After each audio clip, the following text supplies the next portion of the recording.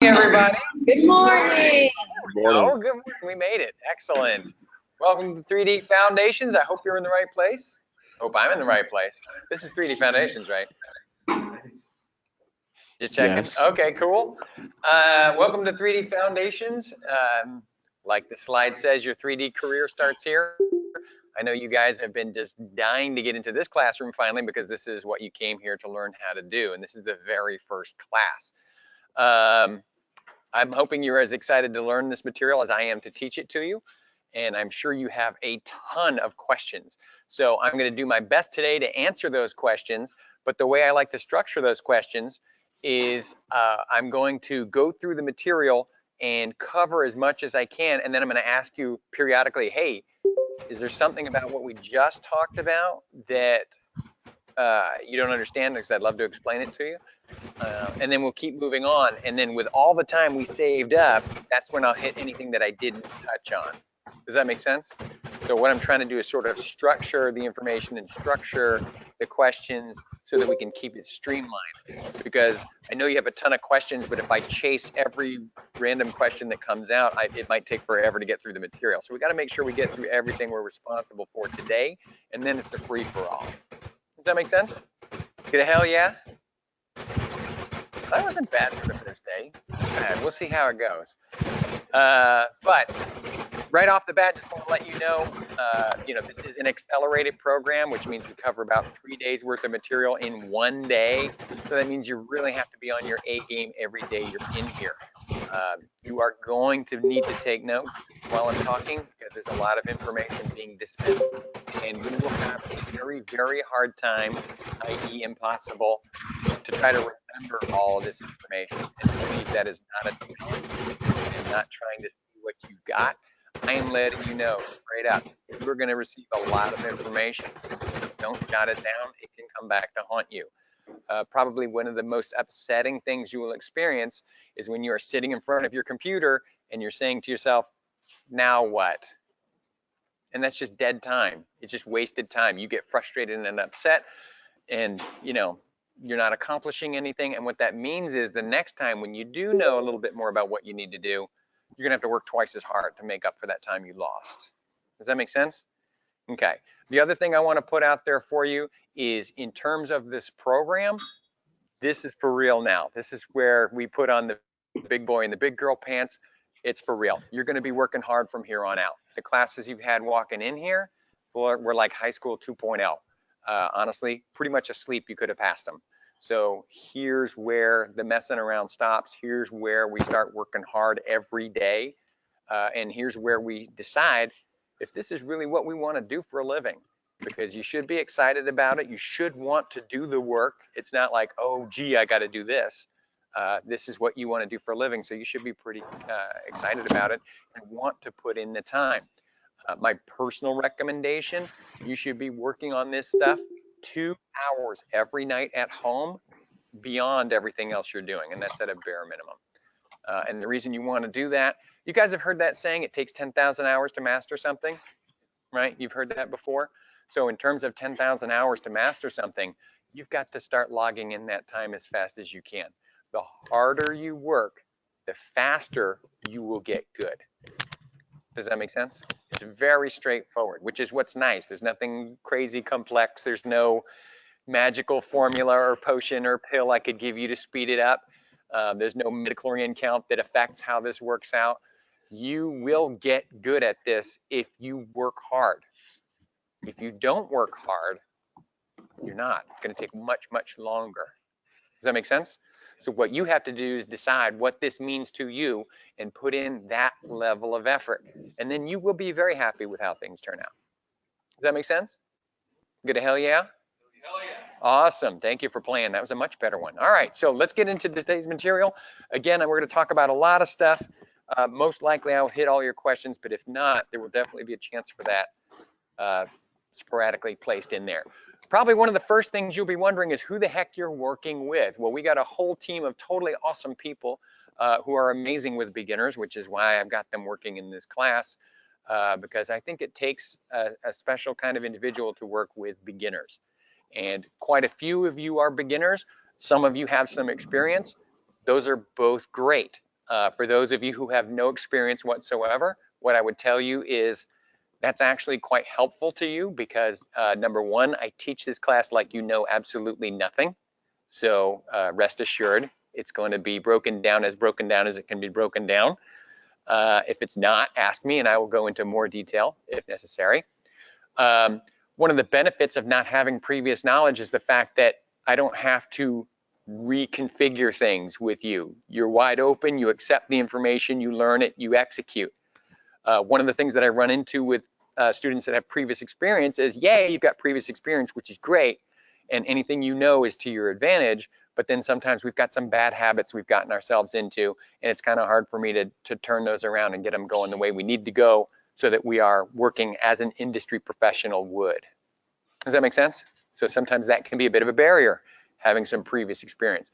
So what I would say is if you're a beginner, hey, no worries. It's going to be good. Just take what we give you and you're going to do terrific. Again, put in that time, put in the work, invest yourself in the class, in the material. Ask questions. That's what you're here for. If you already have some experience, awesome. That's going to help you out tremendously. Anything you know how to do, any 3D application you've ever used, that's going to help you with this one because 3D is 3D. It's just what's the name of the tool and where the heck did they put it. Some are a little bit better than others in some areas, not as good as others in other areas. So, you know, matching the tool to the job is what you always want to do. But what I would say is don't try to turn one application into another because that's kind of a crutch and it actually complicates things considerably for yourself. Just take the information as we give it to you in little bits and it will start to come together for you. Does that make sense? Okay, awesome. So one of the first questions you probably have, again, on top of that is, who am I going to be working with? So this is Marcus, or what he thinks he looks like as a Lego person. So when we designed the class, I had everybody build a Lego person of themselves. And this is what Marcus thinks he looks like, and these are some of his interests. Marcus is one of your lab instructors. We're going to talk about the class. It's broken into two parts, lecture and lab. This is the lecture portion. There's also a lab. Marcus is one of the teachers in the lab. So you'll get to meet and work with him a little bit more closely. Feel free to ask him about any of this stuff here, and these are all of his interests and so forth. Areas of specialty, I want to draw your attention to that. Modeling, texturing, lighting, and rendering. Those are all aspects of what we call the CG production pipeline. How many of you guys have ever heard of the CG production pipeline? None. Okay, good. That's fine. In terms of the CG production pipeline, it works a lot like an automotive assembly line. On one end, we have a frame, and on the other end, we have a car that we can drive. And what happens is this frame moves through the factory and it stops periodically. There are people at each of these stations who do one job. They do it really well and they do it really fast. For example, if I install the doors, the car comes to me, I put the door on. It moves on to the next person. The car comes to me, I put the door on. It goes to the next person. Does that make sense? Automotive assembly line. CG production pipeline is very much the same thing.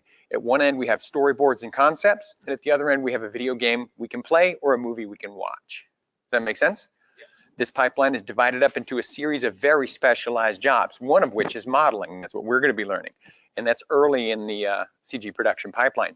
But as you move through the pipeline, there are all different kinds of jobs, and they're all very different from each other and quite fun in different ways. So what we're going to do while you're here at Full Sail is figure out which one of these disciplines is for you, because everybody's different. Yay for that. And the different jobs actually appeal to different personality types and different skill sets. So we're just trying to figure out where you fit in. And I'm sure you'd like to know where you fit in too. So this is a great way to do it. So we're going to start with modeling in this class. But again, many areas of specialty. This is just a few of them. And always great to ask about other aspects of the pipeline as we learn them and go through them. All right, so that's Marcus. Feel free to ask him about the things he is good at, knows, and enjoys. This is Sarah. That's right, we have a girl. And she's into cats, as you might surprise. And that's what she looks like as a Lego person. These are all the things that she's interested in. And you can see she's into animation, rigging, and modeling as well.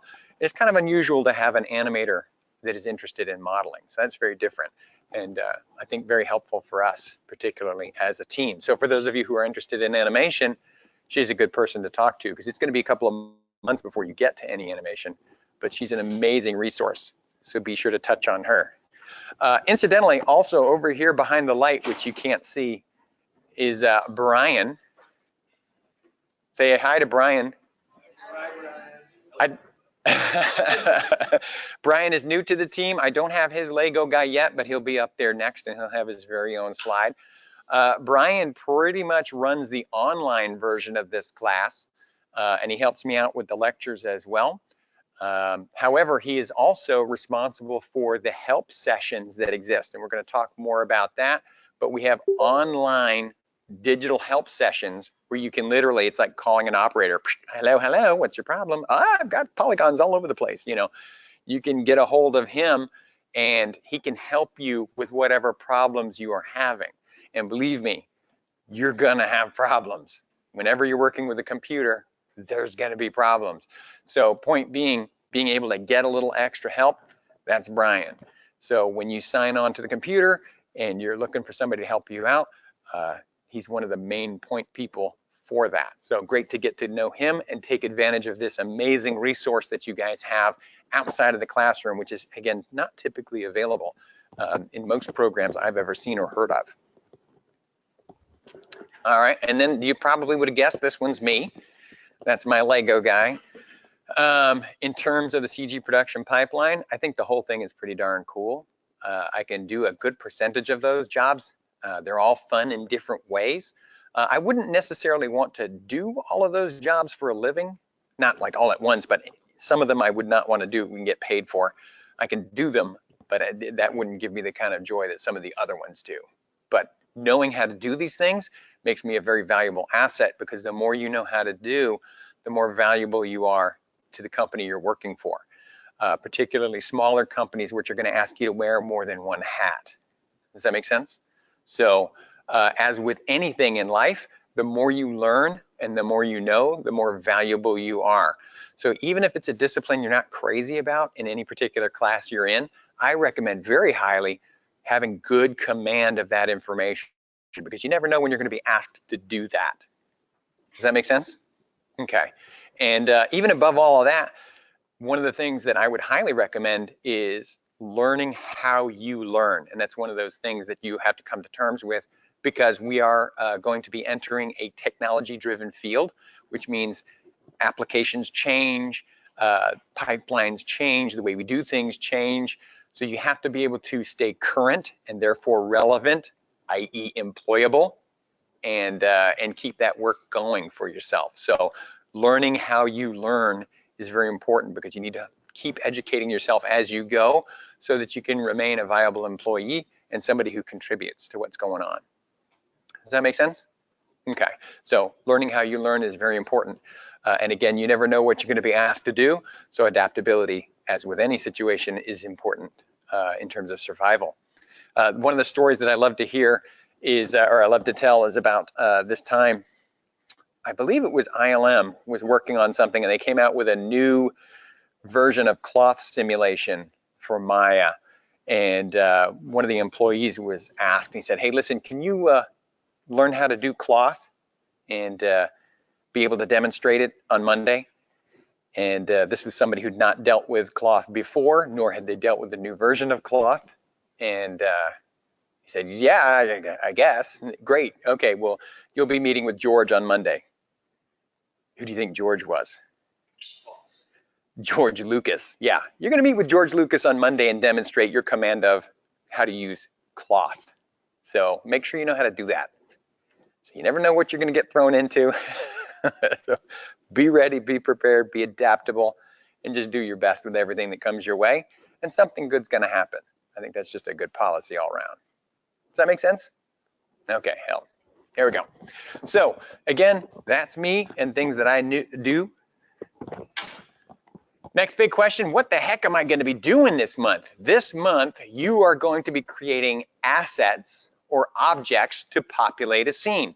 Every scene and every environment has a lot of stuff that you're going to have to make to fill it up. If you look around you, this room is full of stuff.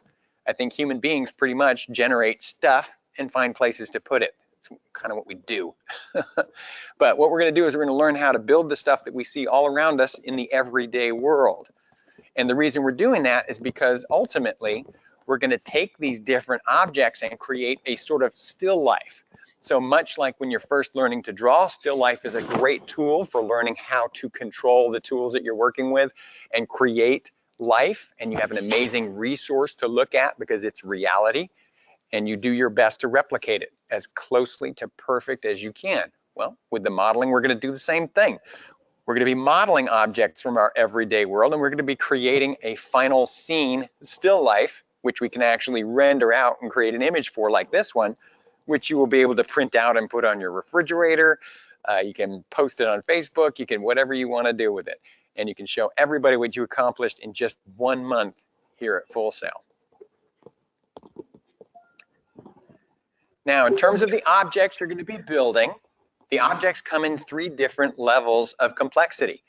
We've got our minion level, which is our beginning level, level 1 asset. And then we have our second level assets, the boss level. And then we have third level assets, which are the supreme poly commanders. With boss levels, like when you fight, when one character has 1 health bar and the boss has a long health bar. Typically, the boss ones are more challenging, that is for sure. Supreme Poly Commander will put you even harder back in terms of the complexity. But what you will find out is that you grow tremendously by having to create harder or more challenging objects as you go through struggle and advance. So what we're going to do is put you up against some easier things early, harder things later on, because that's where you really grow. And I would appreciate, and I know you will appreciate, if you try something that's maybe a little over your head, because you will learn something. Even stuff that doesn't go great, you will learn something from. So it's always a good idea to try to push yourself a little bit. Don't bite off way more than you can chew, but good idea to push yourself in ways to motivate yourself and get yourself to where you're growing and you're getting the most out of the work you're doing. And again, you'll see that over the course of the month as we go. Now, if you follow our progression, you will actually be able to build your own Lego person, because that is a level 3 asset. And I know you're looking at that and going, dang, that's easy. That's level 3. I'll wait till you build one. The arms are trickier than you think, and the legs, if you build them right, those are pretty hard. So, but you'll be able to build your own Lego person. And of course, you got to have totally awesome accessories to go with them. And when you do your final still life, you'll have a little Lego person in there. And those are pretty cool. And actually, I think last month, I had a couple of students who, when people found out that they were going to be building Lego people, everybody at home wanted their own Lego person. So they had to build a couple of them. But that was pretty cool. All right, so in terms of what you're going to be doing this month and who you're going to be working with, do I have any questions on those 2 topics? Anything at all? No? Really? I couldn't explain it that well. What's your hobby? Air chair? Air chair. Air chair is, it's kind of a weird, water skiing. You familiar with that? Okay, well what they did was they took a water ski and they put this pole on top of it. The pole's about 6 feet high. And at the top of the pole, they mounted a chair. So literally you're sitting in a chair being pulled by a boat. And what happens is when you reach the right speed, it begins to hydroplane. So you're like on this ski on a chair, rocketing around the lake behind a boat, which is a pretty good time. I got my big thing is once I get going, I love to just pull down on the handle really hard, because what that does is it launches you into the air. And I've tried to do a flip a couple of times, but mostly I eat lake. But it is a lot of fun. Thank you for asking. It is a lot of fun. Definitely a good challenge thing. You know, watch your friends get hurt and make a video of it.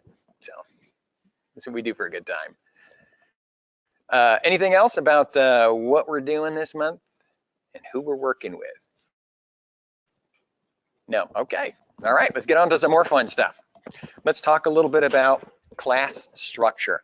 As I said before, we have 2 environments. We have the lecture environment and we have the lab environment. And lucky for you, I think this month they're in the same room. So we just go from here to here, which makes it easier, except for my digital friends where you go from there to there. But in terms of the lecture and the lab, lab will follow lecture, and then that's where you're going to get more of the hands-on help. So in the lecture environment, what I'm doing is what I'm doing now, talking to you and explaining things to you in the best way possible.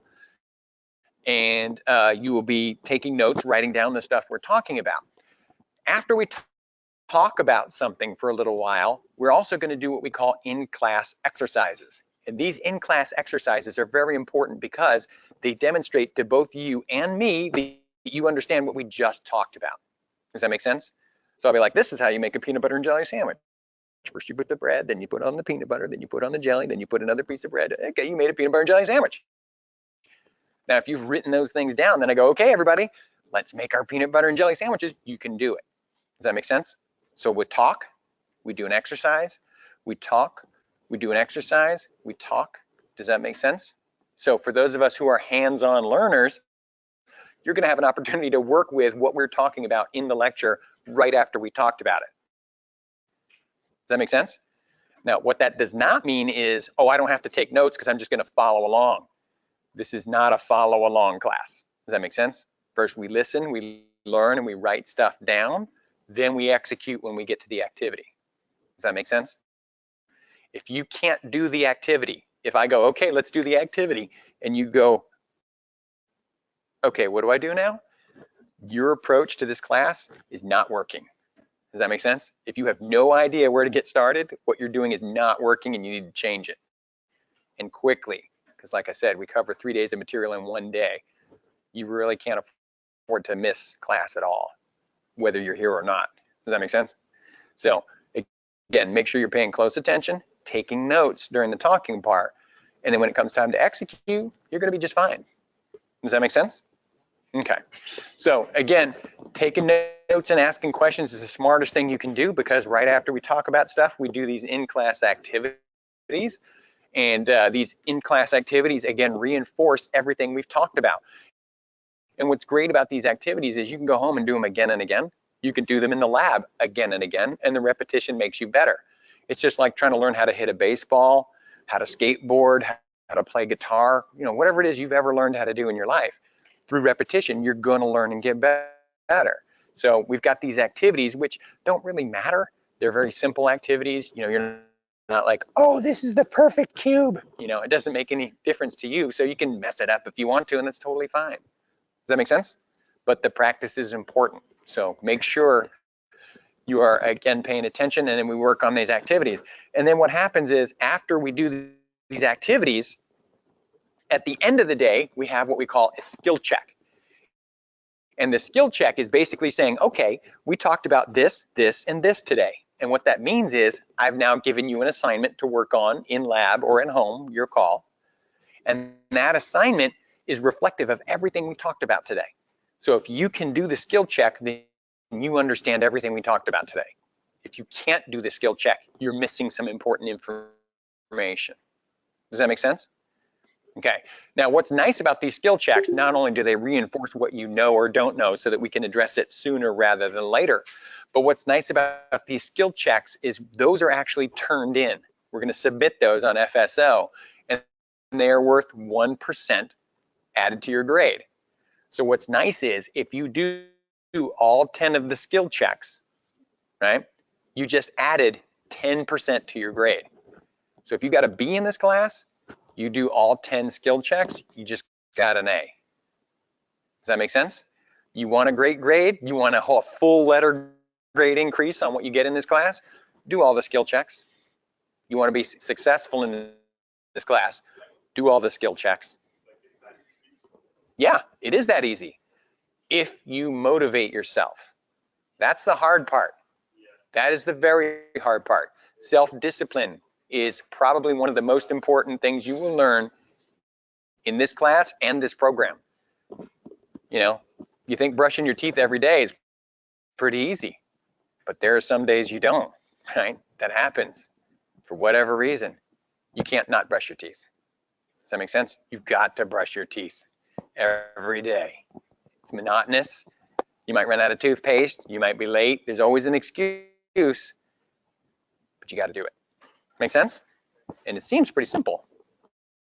But sometimes we end up having to compromise. Don't compromise. Do the skill checks. Do the in-class activities. Engage the class fully. And you'll be very happy with your result. If you don't, I don't know what's going to happen. I really don't. If you don't do the skill checks, and let's say you're failing the class, you're trying to like raise your grade up. Is it okay to do the skill checks to try and lift your grade up then later on your? No, you have to do them in order as we go through the class because they have deadlines each week. Okay. So they have to be done. You can't do them later and go, oh, geez, my grades aren't so good.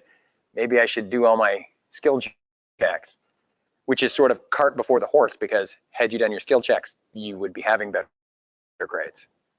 Does that make sense? So. Like in our old other classes we took, they had that they would do like each week that by the due date they close out. Yes, the due dates absolutely close out. And I'm actually glad you brought that up because sometimes students will ask me, oh, you know, I didn't really turn that assignment in. Can I turn it in now? No. The deadline is the deadline. You can't turn in stuff after the deadline. Oh, I didn't get such a great grade. Can I fix it and turn it in again? Absolutely not. Does that make sense? When your boss gives you an assignment and they put something on your desk and they say, this is the date it's due, that's the date it's due. There's not a, well, my first one wasn't so great. I turned in something that stunk on ice. I really didn't have the time. Can I do it again? No, that doesn't happen. Does that make sense? You got to get that stuff in on time with your best effort the first time. There's no fixing it later. Does that make sense? Okay. Absolutely. No, I will give you feedback from everything that you turn in. Absolutely. You will get written feedback. Do I think that's enough? No. What I would love for you guys to do, come see us when you're in the lab and go, hey, listen, I got this wrong, and this wrong. You know, I read the feedback. I appreciate that. Could we go over that a little bit more? Because I don't get it. Awesome. Yeah, I would love to do that. Does that make sense? So please get feedback. I would love for you to get feedback.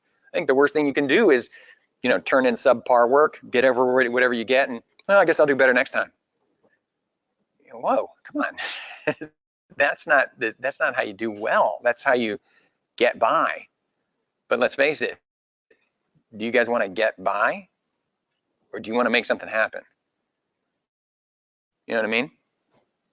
Getting by, that's not going to cut it. It just doesn't. This is a highly competitive field.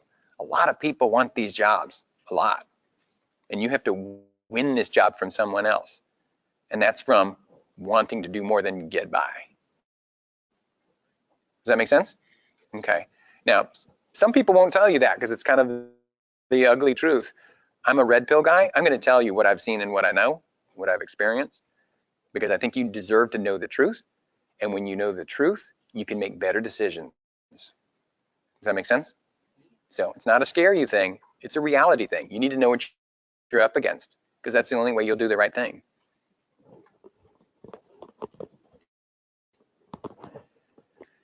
All right, so let's talk a little bit about the lab. Again, when you get to the lab, that's where you'll see Marcus and Sarah and me too. And when you get to the lab, that's where you're going to get the more hands-on work. That's where we can like sit down with you and go through stuff as you need it, step by step if necessary. But one thing I would strongly recommend is if you have a question for someone, whether it's in the online environment with Brian or whether it's in the lab with me, Marcus, or Sarah, if you have a question, you should probably have a notebook out and write down what we tell you as an answer. Because if you didn't know that answer the first time, you might not know it the second, third, or 57th time. Good idea that you have that information with you because like I said, the worst thing ever is when you're sitting down in front of your computer and you don't know what to do next. And you're just kind of sitting there floundering. And that's just due to lack of information. Your notebook is your first and best line of defense against I don't know what to do. And the sheer act of writing stuff down helps you remember. There's sort of a kinesthetic element to it, adding physicality. And honestly, I love notebooks because you can draw pictures. So even if you don't know what something is, you can draw a picture of it. Well, this is what the interface looks like. Press that. I got it. So when you see it again, you recognize it and you do it. Does that make sense? So That's why I love notebooks, and they never run out of power. You know, you just keep going. Laptops can do that. All right. Any questions about the lab environment versus the lecture environment and how those work? Anything at all? Yeah. If you're working on like a side project before this class, Mhm. would you guys give us Oh, absolutely. advice on something? Oh, sure. Absolutely. Come see us for anything. Any questions, any information you need or want. If I don't know the answer, or Brian or Marcus or Sarah, we will put you onto somebody who does. But if you have a question, that's what we're here for. So we're going to do our best to help you. Oh, yeah. So when you go to connect and you look at your schedule, you only have the section. You have lecture and lab. You have to input what section you're in, and then it will tell you your lab times. Thank you for asking that, because that is, it's a little odd the way it's set up, but everybody has lecture and everybody has lab. Does that make sense? There's no way that doesn't happen, and they're always on the same day. So you're going to have lab any day you have lecture. But thank you for asking that. Yep. This Sunday, it has like a 2-hour slot for just. Yeah, that's a good question. I'm not sure how that cropped up. I'm going to take a look at that and see what we're going to do. I have a feeling what we're going to end up doing is running a strictly online environment for that lab session. So what we'll do is we'll set up a session that you guys will all sign into and receive live help during that time slot. So yeah, I'm not 100% sure what that is. Every once in a while I'll get a red herring like that, and I got to figure out what scheduling did. It's always an adventure. But I'm going to figure out what that is and let you guys know. So definitely it'll all be sussed out. And then you'll receive an email explaining exactly what we're going to do. But thank you for asking, because I know that was a weird one for me too. Yep. Do you have like office hours if we have questions like on days we don't have class? Absolutely. But what I do for my office hours is I ask that you email me and say, hey, I have a question on this and such issue. These are the days this week I can do that. And these are the hours that I can do that on those days. And then we're kind of setting up a date so that I can do it. Because the problem I've run into is I'll set up office hours and nobody comes to see me. And then everybody needs to see me outside of those hours. So if we kind of make a date, I know you're going to be there. There's a level of responsibility there, and then you do come. Does that make sense? So that's best use of both mine and your time. So yes, if you have questions, make an appointment. Let's talk about it. What day and what time? Absolutely. Again, give us some options too, so that we can try to find something that works for one of us. That's a very good question. All right. So again, make use of that lab time. You guys have a pretty good chunk of time to work in the lab. You should be working the whole time on your stuff. You really do need every minute you can get. With us is way to your advantage. When you're on your own, much harder. So make sure you're making great use of that time. All right, grading. In terms of the grading breakdown, you'll see that there's a lot of different things that we grade on in terms of how your work is done. But what you'll notice is that there's not any one thing, but the thing that's worth the most are the assets, the objects that you're building. So much like your work is going to determine if you're able to get a job, the quality of your work is also going to help you with your grading here. So obviously those are the single most important thing but there are other things that you can earn points on. Now, in terms of the asset grading, this is very important for you to understand. Artistic criteria. What we're talking about there is, does it look right? If you're drawing a picture of something, does my picture look like the real thing? Does that make sense? That's the artistic criteria. Artistic criteria only maxes out at 34% of the grade when we grade an object. Can you pass with a 34? No, it's not even close, right? You got to have a 70 to pass. So 34 is not enough points. What that should mean to you is, even if the object is perfect, even if what you have built looks exactly like the thing it's supposed to be, that's still not enough to pass. Does that make sense? So just because it looks right doesn't mean you're going to do fine. That is only a third of the grade. There are other elements, organizational capacities, and technical criteria that we're looking for that help to define what we are grading on. And these criteria are the things that helps your object, whatever it is. Beautiful is the given. That's what makes sure that your object can be used in this production pipeline. Does that make sense? Art you do for yourself, it doesn't really make any difference how you do it. Art that is part of something else that someone else is going to work with, you have to build it a certain way so that they can actually use it. Does that make sense? So in the interest of making your work usable, we have different criteria that you have to follow.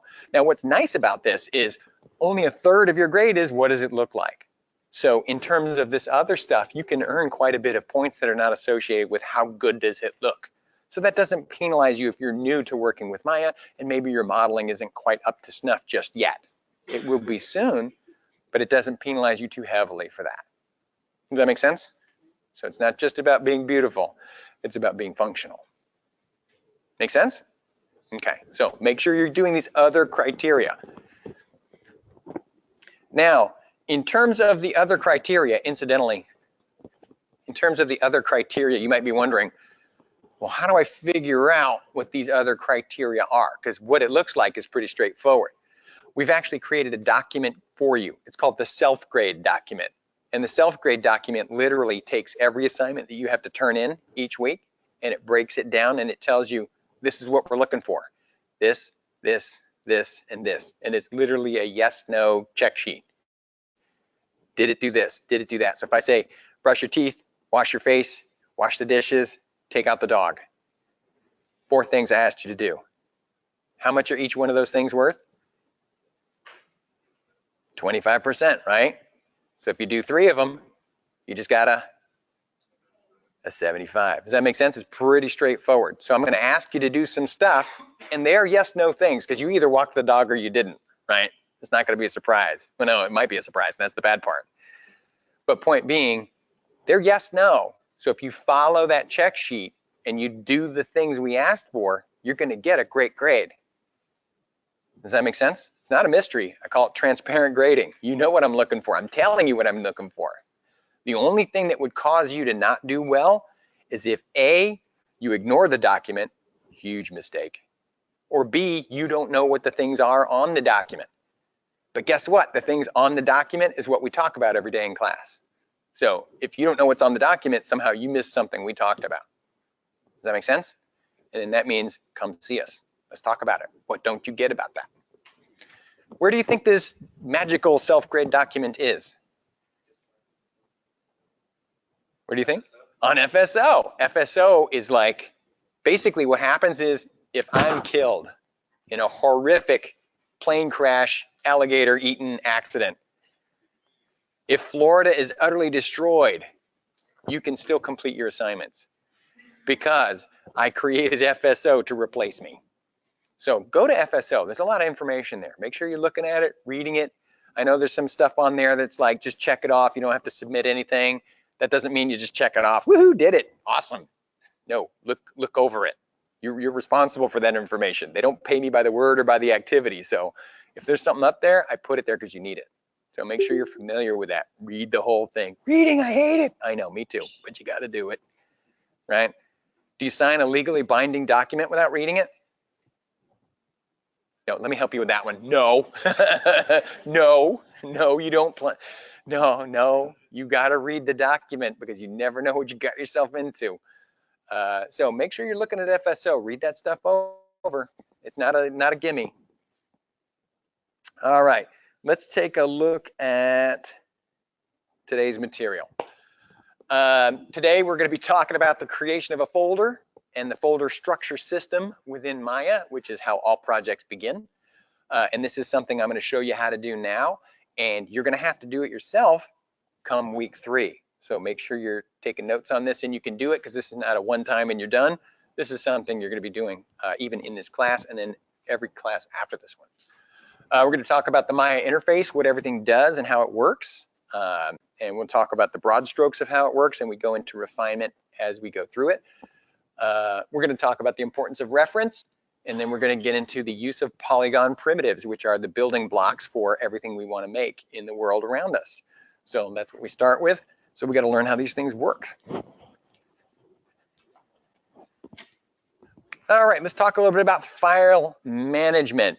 Now, in terms of any project where you're dealing with a whole large group of people, organization becomes critically important, because any time spent looking for stuff, trying to figure out where things are and how they work is lost time.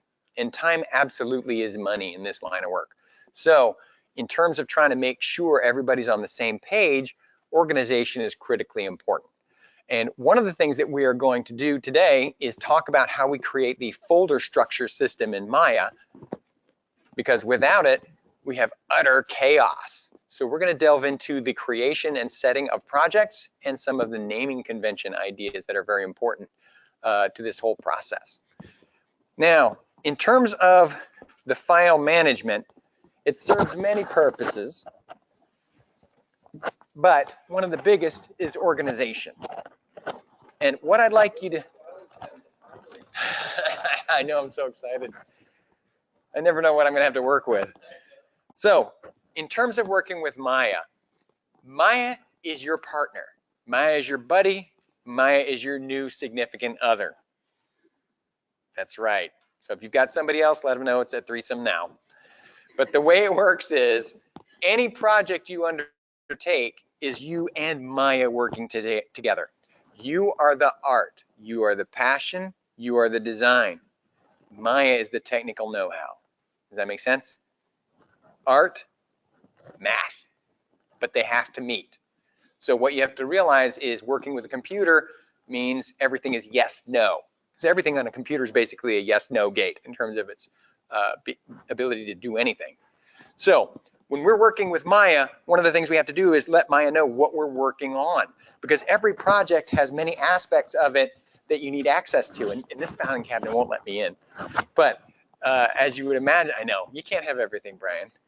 But in terms of these filing cabinets, this helps me organize, because I can put different things in different drawers. I can name those drawers, and then I can tell everybody, okay, this is the drawer we go for this. This is the drawer we go for that. Within that drawer, we have these file folder systems, and then everybody knows where to go get stuff.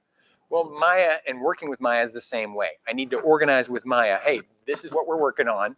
These are the drawers. These are the things that you and I need. Some of the stuff is for me. Some is for you. But it doesn't matter. We both need access to this in order to do our job. So what we're going to do is we're going to create a project folder, which is this structure and organizational thing. And then we're going to do what we call setting the project. And that is explaining to Maya, our partner, our lover, that this is what we're working on. And we both need to be on the same page or we can't do our job. Does that make sense? Because Maya has got just as much responsibility in terms of this project as you do. So we got to be on the same page. So let's get into this creation of a file folder. And we're going to also, again, talk about setting the project. And anytime you see this time for an activity, you see Sarah with the weights, I'm jogging, and Marcus is doing push-ups. I'm not sure what I'm going to have Brian doing, but we'll set up his Lego guy when I get him. A lounger? Nope, everybody works. Yeah, one-handed push-ups or something. But anyway, in terms of the creation of the project or these little activities, if you have Maya today, great. If you don't have Maya today, that's okay, but you will get Maya during the lab. Today's the one and only day you don't have to have Maya set up, and you're okay, but you will need Maya by the next class for sure. Does that make sense? That is correct. Absolutely, and many other things too. 2017, yes. 2017. Yep, absolutely. Must be 2017. We are grading in 2017. Our program, and I mean Full Sail, is operating using 2017. All of your future classes will have 2017. You need 2017. Aside from the fact that I'm going to be demonstrating for you 2017, menu sets change, settings change, the names of things, where they are, all that stuff changes from version to version, and that's job security for people who work at Autodesk. So what that means is if you have a different version of Maya, it might not be the same in terms of what you're seeing. So got to be 2017. Now the good news is we gave you a link. Guess where that is? On FSO, of course, right? Because if I die, you got to go to FSO to get everything. But point being, it's on FSO. Please use the link we gave you. Follow the steps. It's not that awful, I promise. I try to make things as easy as I can. But yeah, You must download and install 2017. If you got other versions of Maya, great. No big deal. You can have many, but you got to have 2017. So let's take a look at 2017 and the process of how we create a project folder in Maya. All right. So here's my copy of Maya. And let me make an adjustment to the size so it all fits on the screen. All right. Now, in terms of the creation of a project, let's say you decided, okay, I need to make this cool robot. All right. So the first thing I need to do is create this file folder structure system for you and Maya to utilize in order to make this cool robot. So what I'm going to do is I'm going to come up to, in my copy of Maya, go to the main menu item file. Click on that with the left mouse button and again a nice drop down menu. And on there, I'm going to go to the section called project window. It's in the lower quarter of the drop down menu. And I click on that with the left mouse button. I've noticed that if you click out here, sometimes it doesn't do what you want. You have to literally click on the word within the menu. All right, and then you get this thing called the project window. Now, within the project window, you'll notice in the upper right-hand corner a section where it says new. Well, this is how I tell Maya, hey, I want to make this new project, cool robot. So I click on the word new.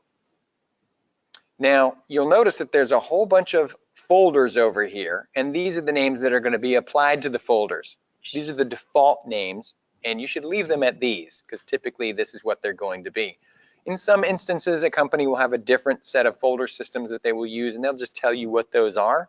But for now, we're going to leave those at their defaults. Right up here is where we're going to actually name the project we're working on. And all you have to do is highlight that field with the left mouse button, and then you can type in whatever name you want. I'm going to put in cool robot.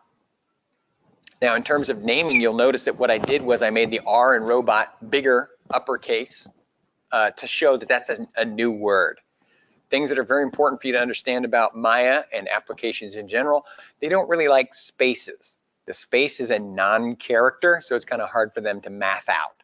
So what we will do is we will either capitalize the first letter in the next word so that we can see that separation, or if you need to, you can actually put in the space bar, an underscore or something like that. That's also fine. But you want to have some kind of character in there. Just a space can lead to issue. Does the process repeat? Absolutely. Yep, throughout. Or underscores, or even combinations. You just don't want to have a space in the middle. Does that make sense? Some kind of character for the machine to read. Now, the next part that I'm going to take a look at is the location. Where is this project going to be created? And if you take a look, you can see the path of where it's going to be. Right now, it's headed for my sort of part of this laptop to my documents folder in my 3DF new lecture, lecture 11. Okay, that's where it's going to be ultimately. That's the path, how to get there. Turn left, turn right, go to Main Street, make a left, go through the intersection. Does that make sense? Now, that's not where I want it. I want to put it somewhere else. I'm going to put it on my desktop just because it's easy for me to demonstrate for you. So the way I tell Maya where I want this stuff to be created is I just click on this little yellow folder here. This yellow folder is like saying, take me to where this is going. What's the path? Teach me. So I'm just going to click on this yellow folder, and I'm going to tell Maya, I just want it on my desktop. That's where I'm going to put it. So I just choose desktop, and then I hit select. And you'll notice now it's going to my desktop for its path. Does that make sense? Get a hell yeah? Okay, good. So then I just hit accept. So now, if I look on my desktop, you'll see I've got this file folder structure called Cool Robot. And when I open it up, there's all those cool folders inside that hold all this stuff, some of which I need, some of which Maya needs, but all of it we need to get this job done. You'll also notice that there's a little workspace file in there, and that's basically what launches this interface. So you need that. Does that make sense? Okay, so now that I've created this project, okay, and I could have several projects going on at a time. Cool Robot, Cool Dog, Cool Brian. There's all kinds of stuff I could be working on. I'll have all these different file folder structure systems. So then the next thing I have to do is explain to Maya, what am I working on right now? Because you're going to change what you're working on periodically. And what we're talking about now is setting the project, letting Maya know what we're working on right now. And again, this is a very simple process. And every time you launch Maya, you should then set your project to whatever it is you're working on. And it's actually very simple, but very important. The steps for setting your project are, when you're inside Maya, again, you go to your main menu system, your main menu set file. And then right under project window, you'll see set project. So we just choose set project, and then we navigate to wherever this file is. Is it in my documents folder? Is it on my computer somewhere? Where is this folder? Well, this one happens to be on my desktop. So if I click desktop, and then I see, oh, there's Cool Robot right there. I just select the outer folder. Okay, one click. And then I hit set. Now I have set my project to the Cool Robot file folder system. So as a result, the files I save go to the Cool Robot file folder. So I know where they are. Knowing where your stuff is important. The source images that I'm bringing in order to help me model my Cool Robot are going to be in the source images folder. So there's all kinds of stuff that is inside that folder system that now Maya can find and I can find, so now I can actually do that project. Does that make sense? Very simple, but very frustrating if you don't do it. Set your projects. As soon as you launch Maya, set your project to whatever it is you're working on so that you and Maya are on the same page and you can both do your jobs because you guys are buddies now. Well, hopefully you're buddies. Well, maybe buddies is a bad choice of words. It's more like an arranged marriage. You got no choice in who your partner is, but guess what? This is your partner. Partner in crime, okay, I'll take that. Partner in crime. So we want to make sure that we know how to do that. All right, any questions on the creation of a file folder system or setting the project? Does that make sense? Yeah. So, setting the project, ensure that everything that you're working on, whenever you save it, goes into like that project. Yes, absolutely. Because if you don't set your project, Maya is going to save your files to a default folder system or whatever you set your project to last. Does that make sense? So you might not be able to find the stuff you're saving. That's bad if you're fuzzy on the good bad scale. So you want to know where your stuff is. But that's a great question. That's why you know where things are and where things are coming from. All right. Let's get back to the next fun thing, which is let's talk about Maya's interface. Now, in terms of Maya's interface, there's a lot of stuff going on in there, and it is extremely intimidating because it's crazy complicated. But what we're going to do is we're going to break down the interface by talking about the different parts of it, and we're going to talk about what those things do on a rudimentary level so that you get a good understanding of sort of the landscape. And then as we go through this class, we're going to get tighter and tighter in terms of how much information we get on these different specific areas. But it's still important that you understand where everything is, and very importantly, what it's called. Because learning the Maya interface, it's a new language, and we have to learn this language so we can talk to each other. Because if you send me an email that says, hey, I can't find the thingy, is that with the who's my what's its or the thingamajigger? And I get emails like that. And I'm like, well, if I think I understand what you're asking me, the answer is, and then I give you you don't even know what that word is that I answered you with. So you're more confused after I answer your email. So the important thing is we need to be on the same page verbiage-wise. So we're going to talk about what things are called and try to work those into your language. Do your best to use the right words because it's going to make a big difference in terms of your ability to ask questions and receive help, particularly if it's in an email. So let's talk about that Maya language and what's going on in there.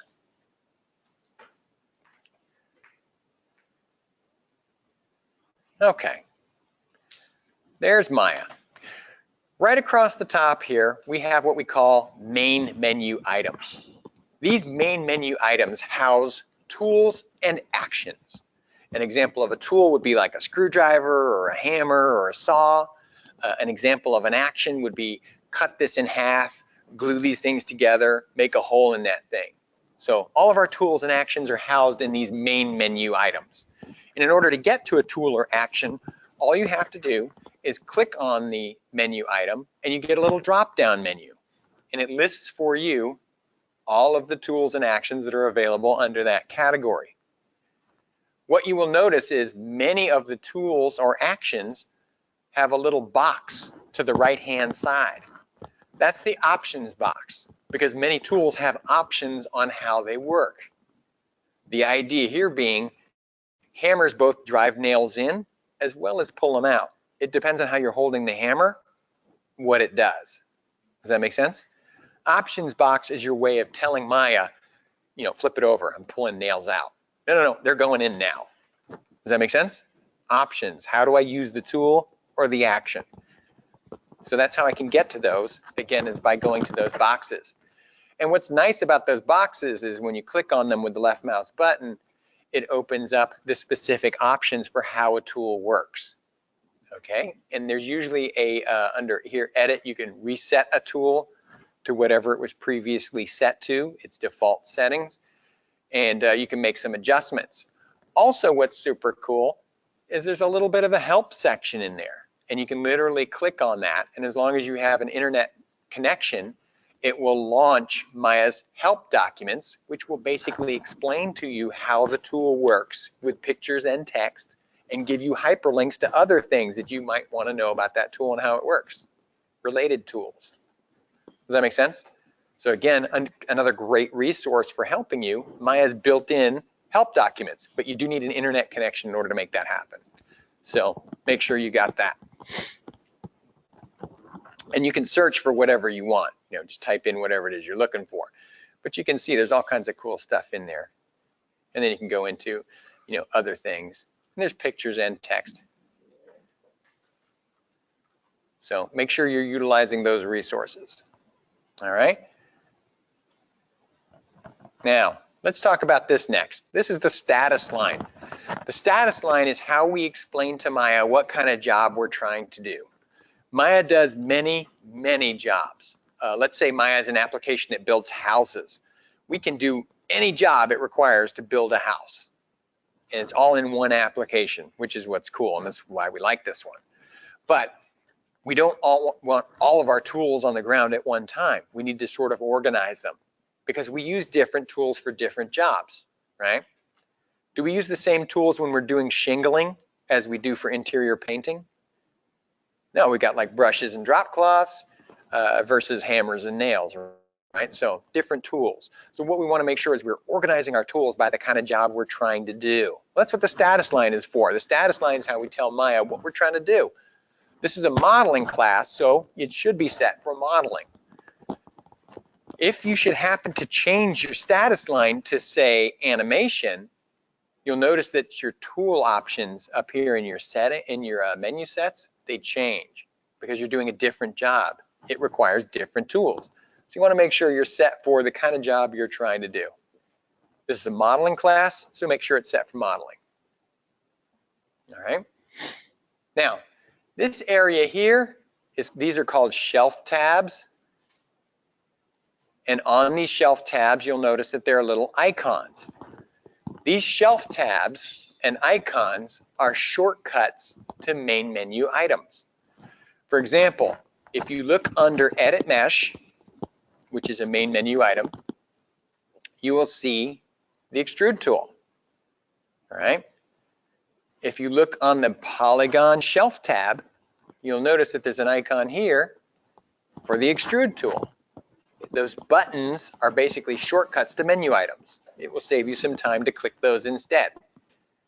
The good news is if you hover your cursor over a button, it'll tell you what it is. A little balloon will pop up and tell you what that thing is called. But also, if you hover your cursor over something in Maya, down here in the lower left-hand corner is Maya's help line. And it will literally tell you what that thing is and a little bit about how it works. And if you know what something is called, you can use Maya's help documents to figure it out. Does that make sense? So again, just another way you can kind of get information so that you can use stuff. Is there any way to show the hotkey for it? Well, any tool that has a hotkey associated with it, which we don't get into right away, but we will, it's actually listed on the tool. So when you get to the drop-down menu, just before you get to the options box, there is a hotkey for. But we'll talk more about that as we go. Yes. Should we download that tool? Download That Maya 2017. Oh, yes.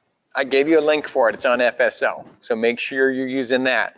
It's an activity cryptically entitled, "You must use this link to download Maya 2017." So make sure you're using the one that you must use. All right. So again, these are our shelf tabs. Now, this area here is called the workspace, the panel view, the panel. They're all the same thing. What we're talking about is the canvas. This is what we're actually working on. This is where we see our artwork. And you'll notice that each of these canvases, they actually have their own little menu sets as well, if you look up at the top of each one of those. And these menus up here help us to do things as well with regard to this particular window. This window is called the perspective window. And you'll see it says persp at the bottom. And perspective meaning it's got depth. This looks like a 3D world. This is a 3D view of what's going on inside Maya. Now, this 3D view can be navigated.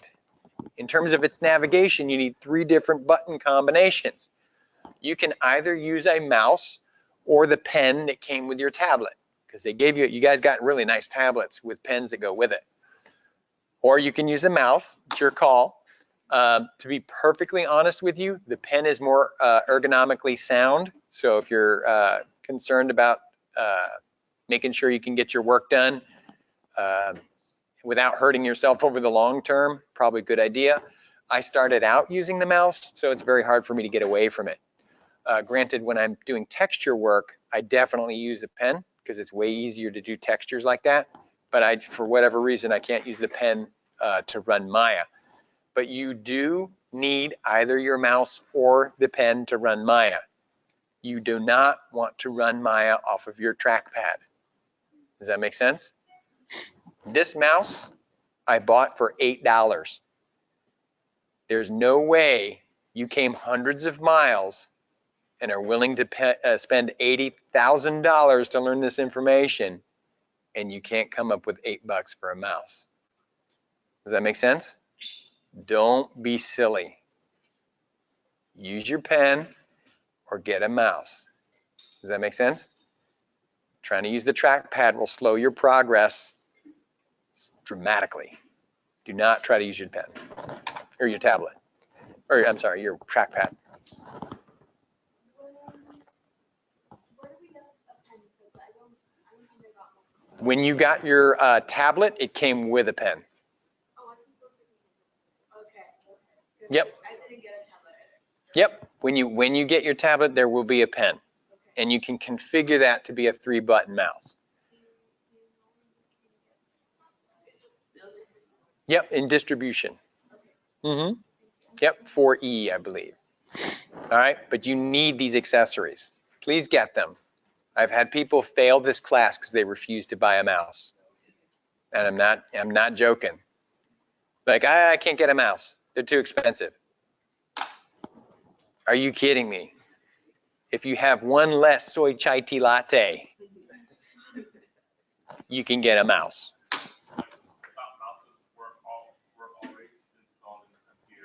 No, they're not built in, and that's because different people have different preferences for their mouse. What I typically recommend is go to like Best Buy or Target or whatever and try out the different mice to find out what feels good in your hand, because you're going to be working for hours on end. It better be something you're comfortable with, and then order it for less online. But point being, you need a mouse, go get one, or use the pen. Like I said, that's the more ergonomically sound way to go.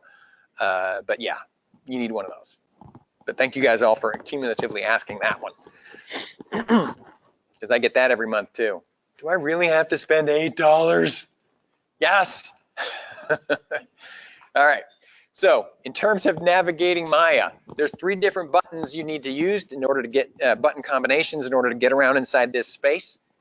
And they work with the left, right, and center mouse in conjunction with the option key. And the option key, if you look at your keyboard, is 2 keys to the left or right of your spacebar.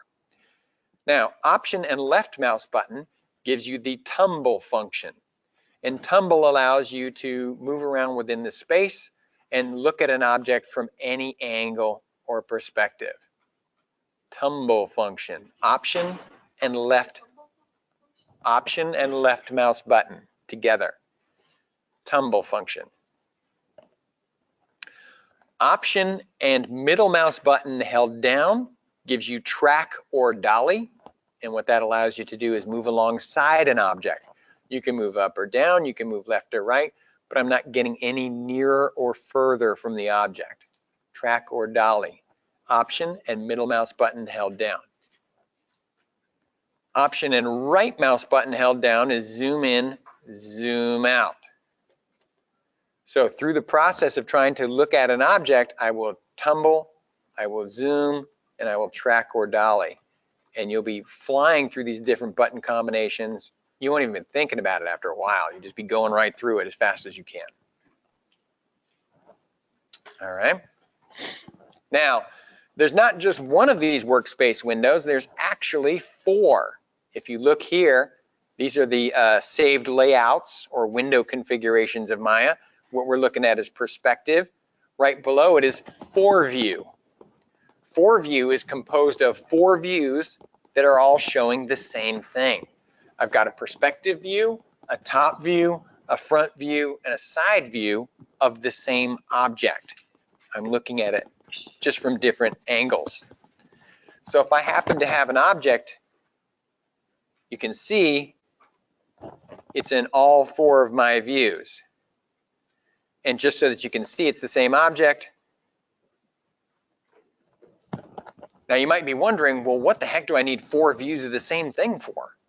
Well, the perspective view lets us look at the object overall, but we can use these other 3 views, which are called orthographic views.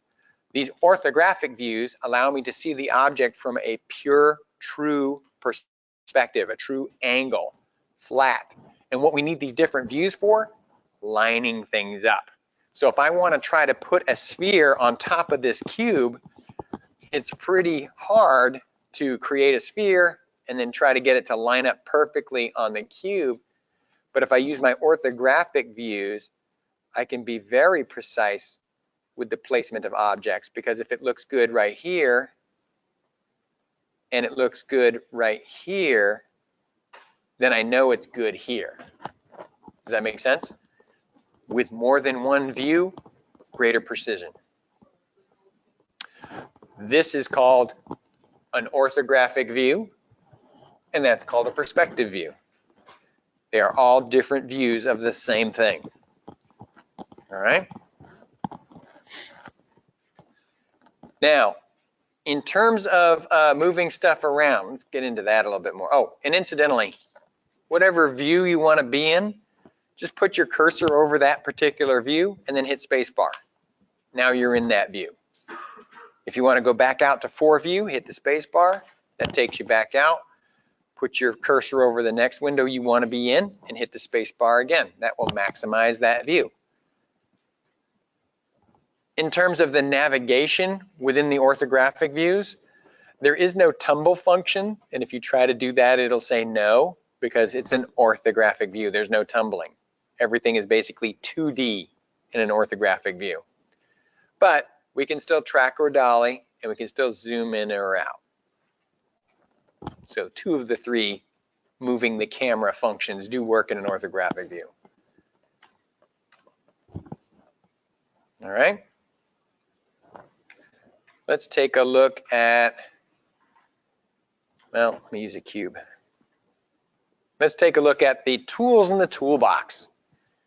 In terms of the tools in the toolbox, The toolbox is basically what allows us to interact with our artwork. These are our hands. This is how we make stuff happen. The first tool in the toolbox is your selection tool. And the selection tool does what its name implies. It just allows you to select things. So in terms of this cube, currently it is not selected, but when I have the select tool in my hand and I select the box, it lights up green, and that tells me I have selected the object, because sometimes you just want to select something. And you'll notice that when I select it, information populates over here. This area is called the channel box. The channel box is basically where information about the selected object is displayed. If nothing is selected, there's nothing in there. If you select the object, I know what the object is called, I know where it is in space, and I've got some information in terms of its inputs, how it was made. All right, and the icon for the channel box is this one way over on the right. You might also have a tab running down the side to get to the different bits of information about the selected object. But this is the icon for the channel box right there. All right. The next tool down I want to talk about is the move tool. The move tool, as its name implies, allows you to move things. All right. Now, in terms of their movement, we can move it on several axes. And these axes are indicated by these arrows. You'll notice that there's a color for each arrow. There's a color for each axis of movement. Green is Y. Y is up or down. Positive Y, negative Y.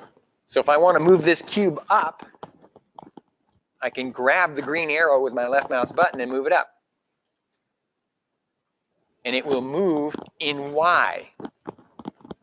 And you'll notice, if you look in the channel box, under Translate Y, it's now at 1.645. It's moving up in Y. If I go below the grid, you'll start seeing negative values in Y, because Maya is basically a giant Cartesian grid coordinate system of positive and negative. So for those of you who thought graphing is over, welcome to Maya. Is it possible just to type into the channel box rather than moving it? That's a great question. Absolutely. Could you type in a value? Absolutely. Let's say I wanted this object to move up 3 grid units. I could just plug in a 3, and that's how many grid units it would move up. A grid unit is one little square in Maya. It's an arbitrary value, but it's a means of measuring. But typically you don't know what specifically you want, so it's very hard to plug in a value. That's why we have the interactive interface. We can just kind of grab stuff and move it. Much easier that way. But if you happen to know the value, you can actually just plug it in, either or. But again, everything is measured in terms of translates, talking about grid units. How wide does it go? Like, is it going down into pixels or like inches? Well, in terms of Maya, mathematically, it calculates out the grid units as a centimeter, but it's really an arbitrary value. I could say that's a mile if I want to. Because if I'm building a city, that's going to have to be pretty big. If that's a centimeter, I'm going to build something huge. Does that make sense? But we're going to talk about scale and the importance of that. But it's an arbitrary value. Yep. Good question, though. All right.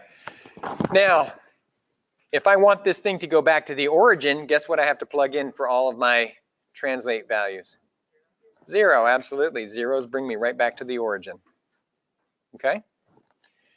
Now, again, I can move it on any axis I want. Red is the x-axis, which is left and right.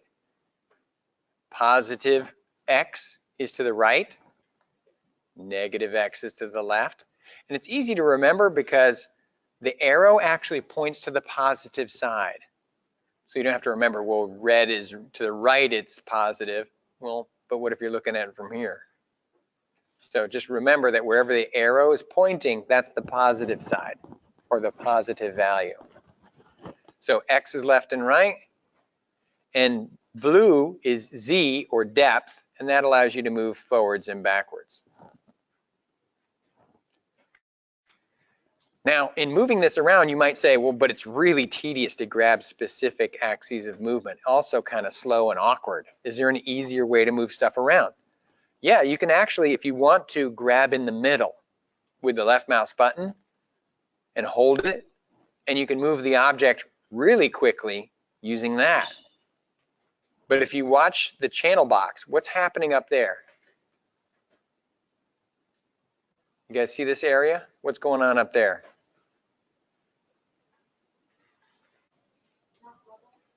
It's definitely not level, right? All the numbers are changing at one time. That's because when I grab in the middle and I move something, Maya's kind of guessing where I am because my screen is a 2D representation of 3D space.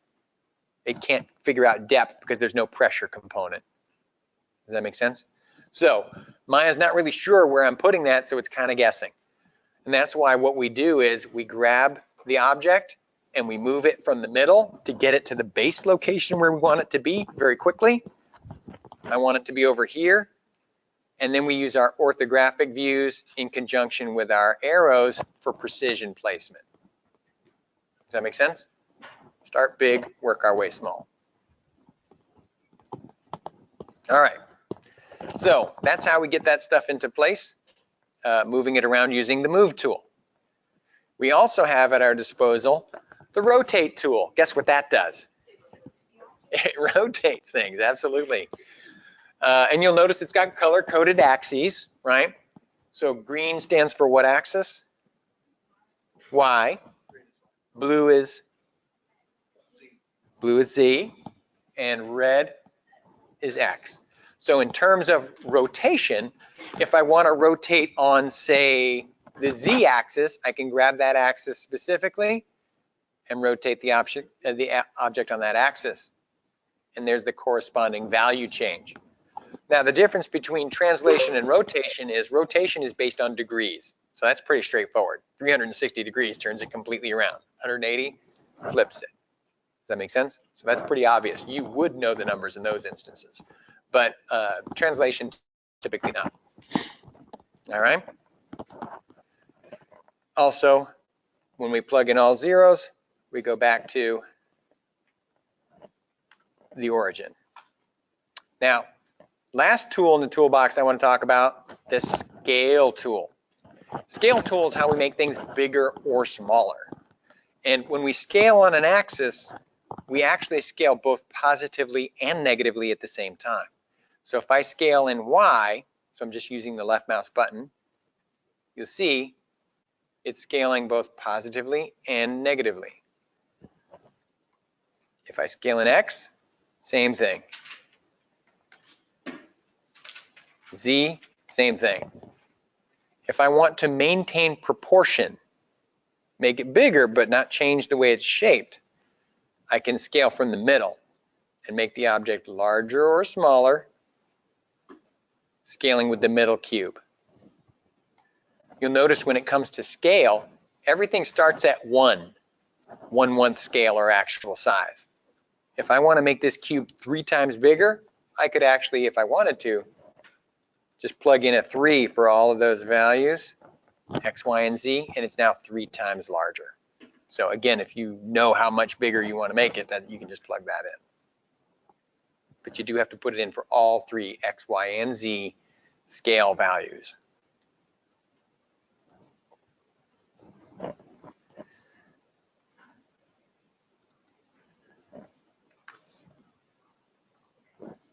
Make sense? Okay.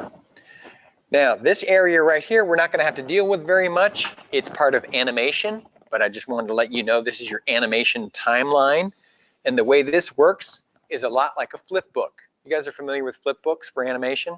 You've got a bunch of pieces of paper. There's a drawing on each piece of paper. You flip through them at the right rate of speed.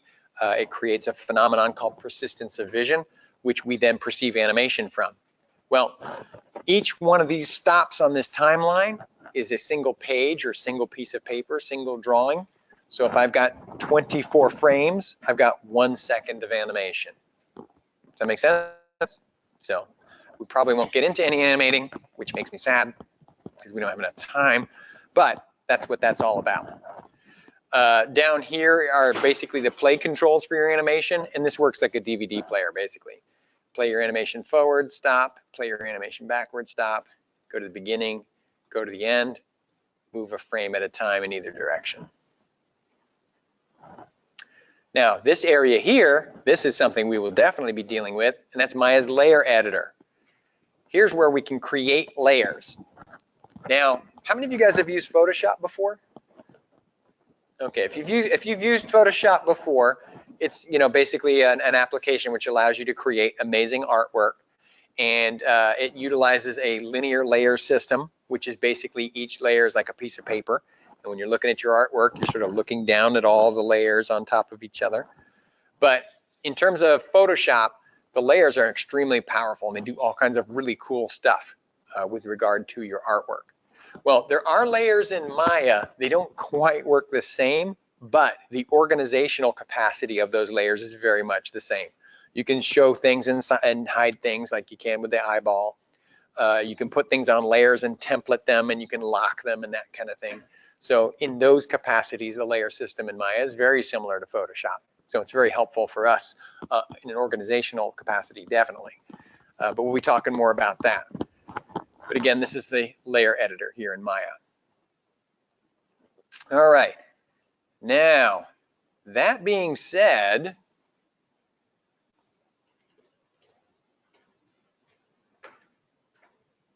dun, dun, dun, we can do a little activity, which will be super fun. So if you have your copy of Maya and it is functional on your laptop, good for you, first of all. And we have this activity for you. Now, as I said, we have these activities in class that we'll be going through every day. So you're definitely going to need Maya, and you're definitely going to need these activities.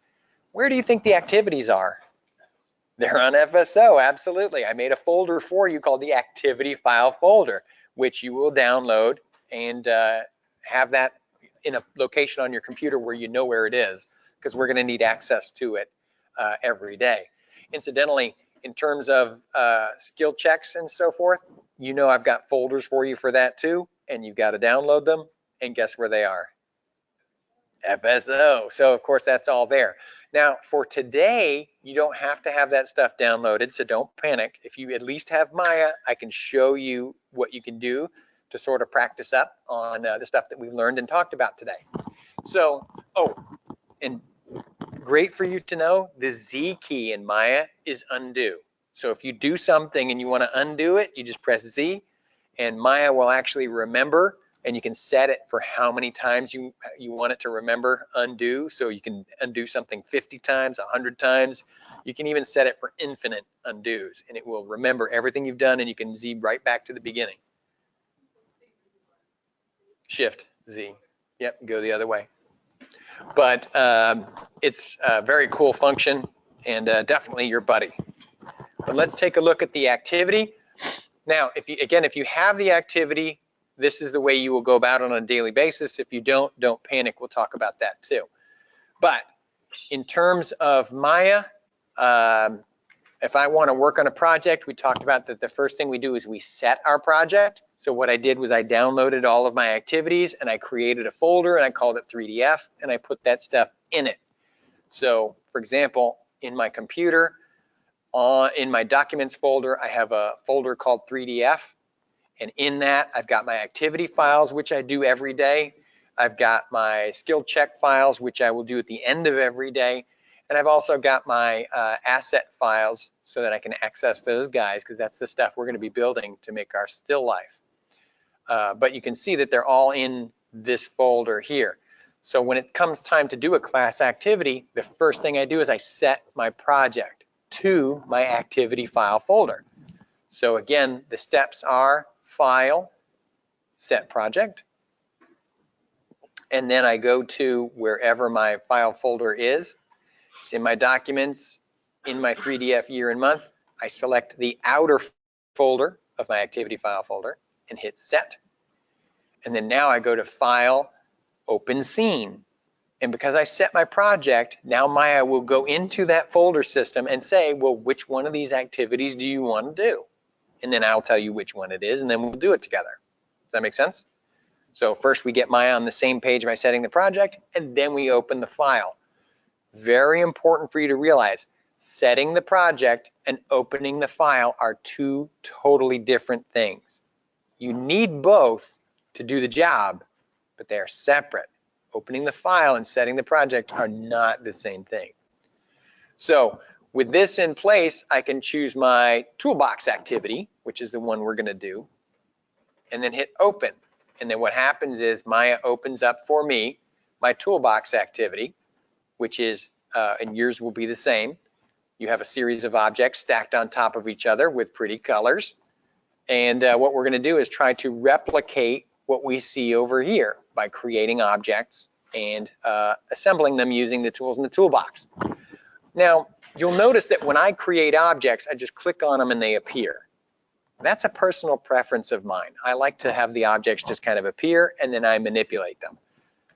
In terms of making that happen, if you go to your Create menu set, under Polygon Primitives, polygons are materials like wood, metal, or plastic. This is a polygon modeling class, so pretty much everything we build will be using that. Under Polygon Primitives, you'll see here there's a section called Interactive Creation. And you'll see on mine it's unchecked. And again, that's a personal preference of mine. I like to press the geometry button and boom, I get something I can work with. If you leave this checked on, which is the default, okay, Create Polygon Primitives, you can see it's checked on there. What happens is you create an object and it says draw on the grid, and I hold down my left mouse button and I draw on the grid, and it says, okay, now draw how tall it is. So I gotta now draw again with my left mouse button, and then now I have my object. And I have to be honest with you, I don't think I have ever drawn exactly the shape I want. So you end up having to manipulate it anyway. So what I like to do is on my Create menu, Polygon Primitives, just uncheck that with the left mouse button. And then when you create stuff, it just appears. All right. So what I would like for you to do is create the Polygon Primitives. And again, you can use interactive creation or change it, your call, and try to build this exact same thing you see. And you've got these primitives up here to work with. So I'm going to create a cylinder, click on that, and then use my move tool to move it into place. I need a sphere, so I'm going to click on that and move that into place.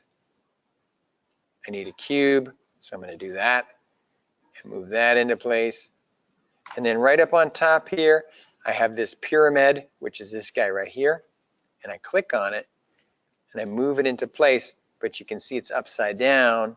So I have to rotate it 180 degrees.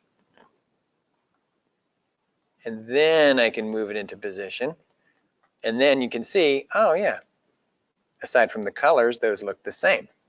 So what's going to happen is while you guys are playing with this, Brian and I are going to walk around and see how you're doing and answer your questions. If you don't have Maya, so you don't have this thing to work with, actually, you know what? Just take a look at my example here and just do your best to replicate it. I'm not looking for perfection. I just want to see that you can move shapes around, that you can create shapes, use the rotate tool, use your other views to hop around and make this stuff happen. So like I said, Brian and I are going to walk around and see how you're doing. If you have Maya, and again, today's the one and only day you don't have to have it and you'll be fine, but make sure you have it every day after this one, because otherwise it's going to be very difficult for you to figure out how you're doing.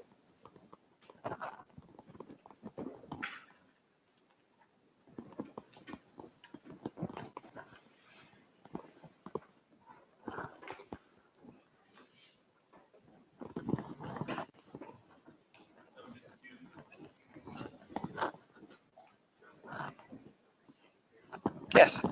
Mm-hmm. Mm-hmm.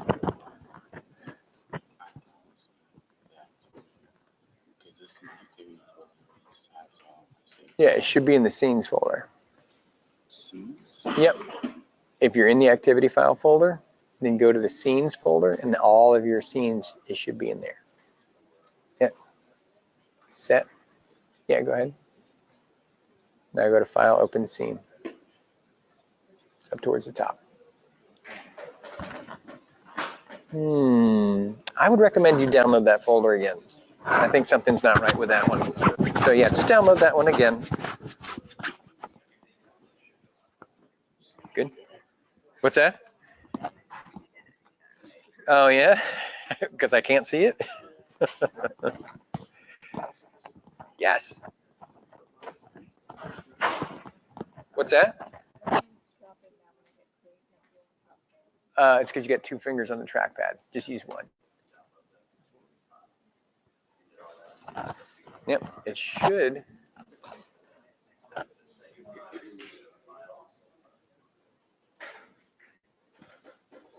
Well, we're gonna have to see when you actually have a mouse plugged in there, but it should work even without the trackpad. This is why you recommend a mouse? A pen or a mouse, yes. For many reasons even beyond that, but yes. You can see it's much slower and more painful to try to use a trackpad. Another question. Sure. So with the move and the scale of the rotate tools, do they work about the same as they do in Unity? Yeah. Yep, they're more or less the same.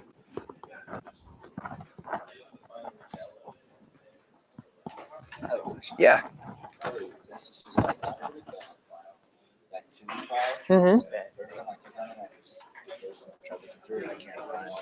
Right, well, first you have to set your project and then open the file folder. So do you remember how we set the project? Okay, so do that first and then go to File, Open Scene, and then you'll see all this stuff start to come together. I keep going to this part, but I don't know what to do afterwards. I try to install the summary when the thing closes. Right. That's fine. Then it should be in your applications folder if it's been installed. Does it change icons? Just go to Application, look for a folder called Autodesk. They're alphabetical. Yep. And then there should be one for Maya in there. Yep. See? Right there. And if you drag that to your dock, it'll put a copy on there.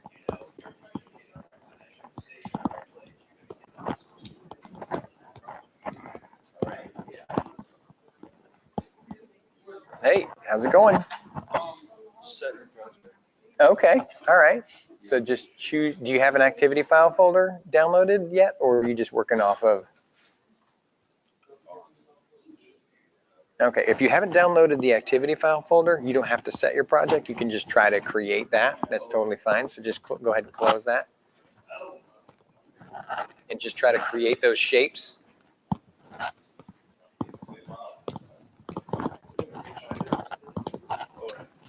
There will be a skill check assignment, yes, at the end, but not during the class. Oh, no, not for today. No. Typically the first day is a challenge for everybody, so we're just going to do that one in the lab.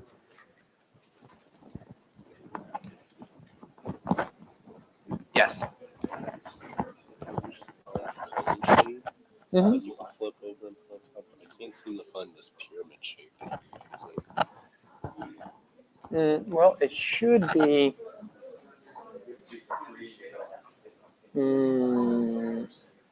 Oh, wait.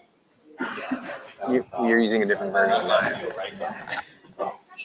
So make sure you got 2017, because then everything matches. But if you go to your Create menu, go to Polygon Primitives, you'll see Pyramid. But download and install 2017. Yep. Good. Yes. Okay. Like I'm trying to get my email verified. So I could download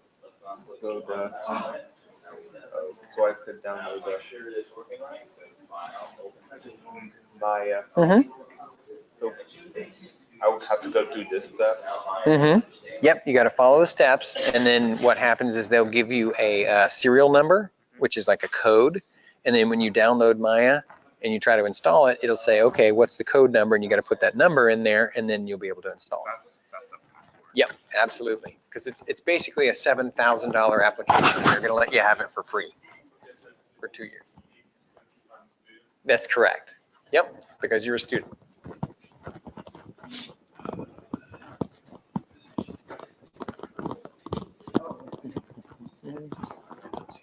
Absolutely. Absolutely. Yes.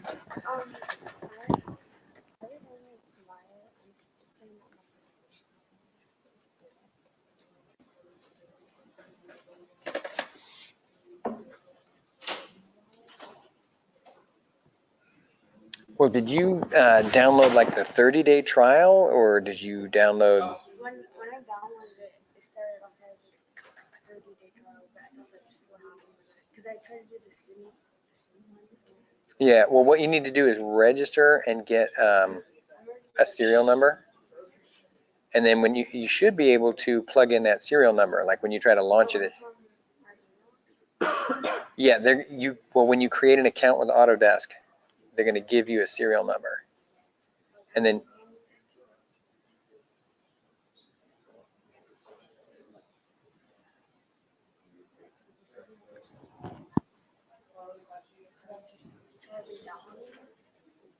Yeah. Yeah, you might be able to plug in the serial number to the copy you have already, or you may need to re-download it. I'm not certain which it is, but I would try both. Mm-hmm. All right. Well, It will be finicky. I had the same issue. did you? Mm-hmm. It will continue to do that. You're gonna have to do it a few times before it starts working. Oh, okay. Thank you. Yes. I'm sure you're about to cover this. Mm-hmm. I think I Yeah, accidentally have, like, no worries. vertices. Right mouse button over the geometry and choose Object. 2 fingers on the trackpad. Yes. I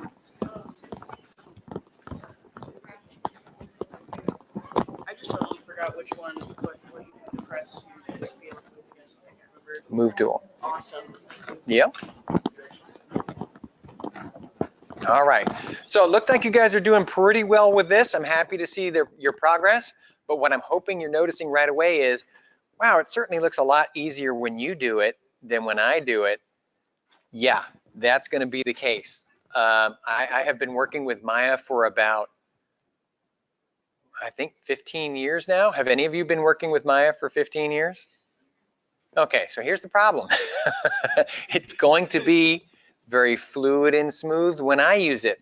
It is going to be awkward as all get out when you use it, right? It's going to be like the first time you learned how to drive stick. Anybody drive stick in here? Standard transmission? Whoa, the rest of you are like, I don't even want to touch it. Forget it. It's because it's awkward, right? It's clunky, it's scary. And heaven help you if you're at a red light on a hill, right? That's like the worst thing ever. When you first learn to drive stick, it's very chunky. There's a lot of jerking. You stall the car. It makes terrible noises. And you're really happy that it's somebody else's car you're learning on. That's just the way it is. When you first start using Maya, it is going to be awkward. It's going to be chunky. It's not going to work right. It's going to crash. It's going to freak out. You're going to think it's the devil. It might be. But the point is, realize that through using it, you're going to get better at it.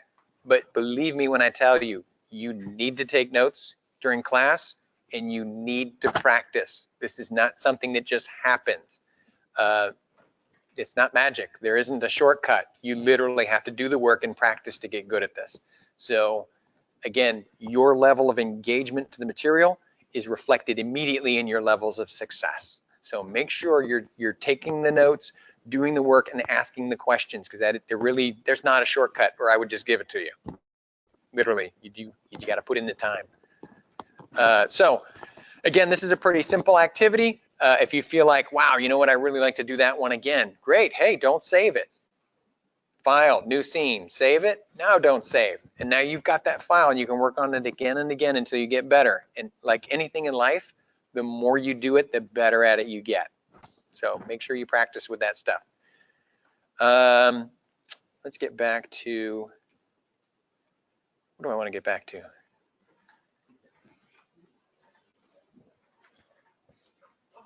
All right, I want to get back to talking about the phases of modeling. And I would say probably one of the most challenging aspects of this class is I show you how to do something fun, you get on Maya and you start playing with it and you don't want to stop. And I get that because Maya's like crack, you can't quit. It's true, you know, it's fun. You don't want to ever stop. But unfortunately, we need to get into more material. So now we have to stop playing with Maya. We take some more notes and learn some more stuff. But there will be another thing to do, I promise you. So you will get back to your buddy, I promise. But let's talk a little bit about this production pipeline. We're going to talk about the 5 phases of modeling for our class.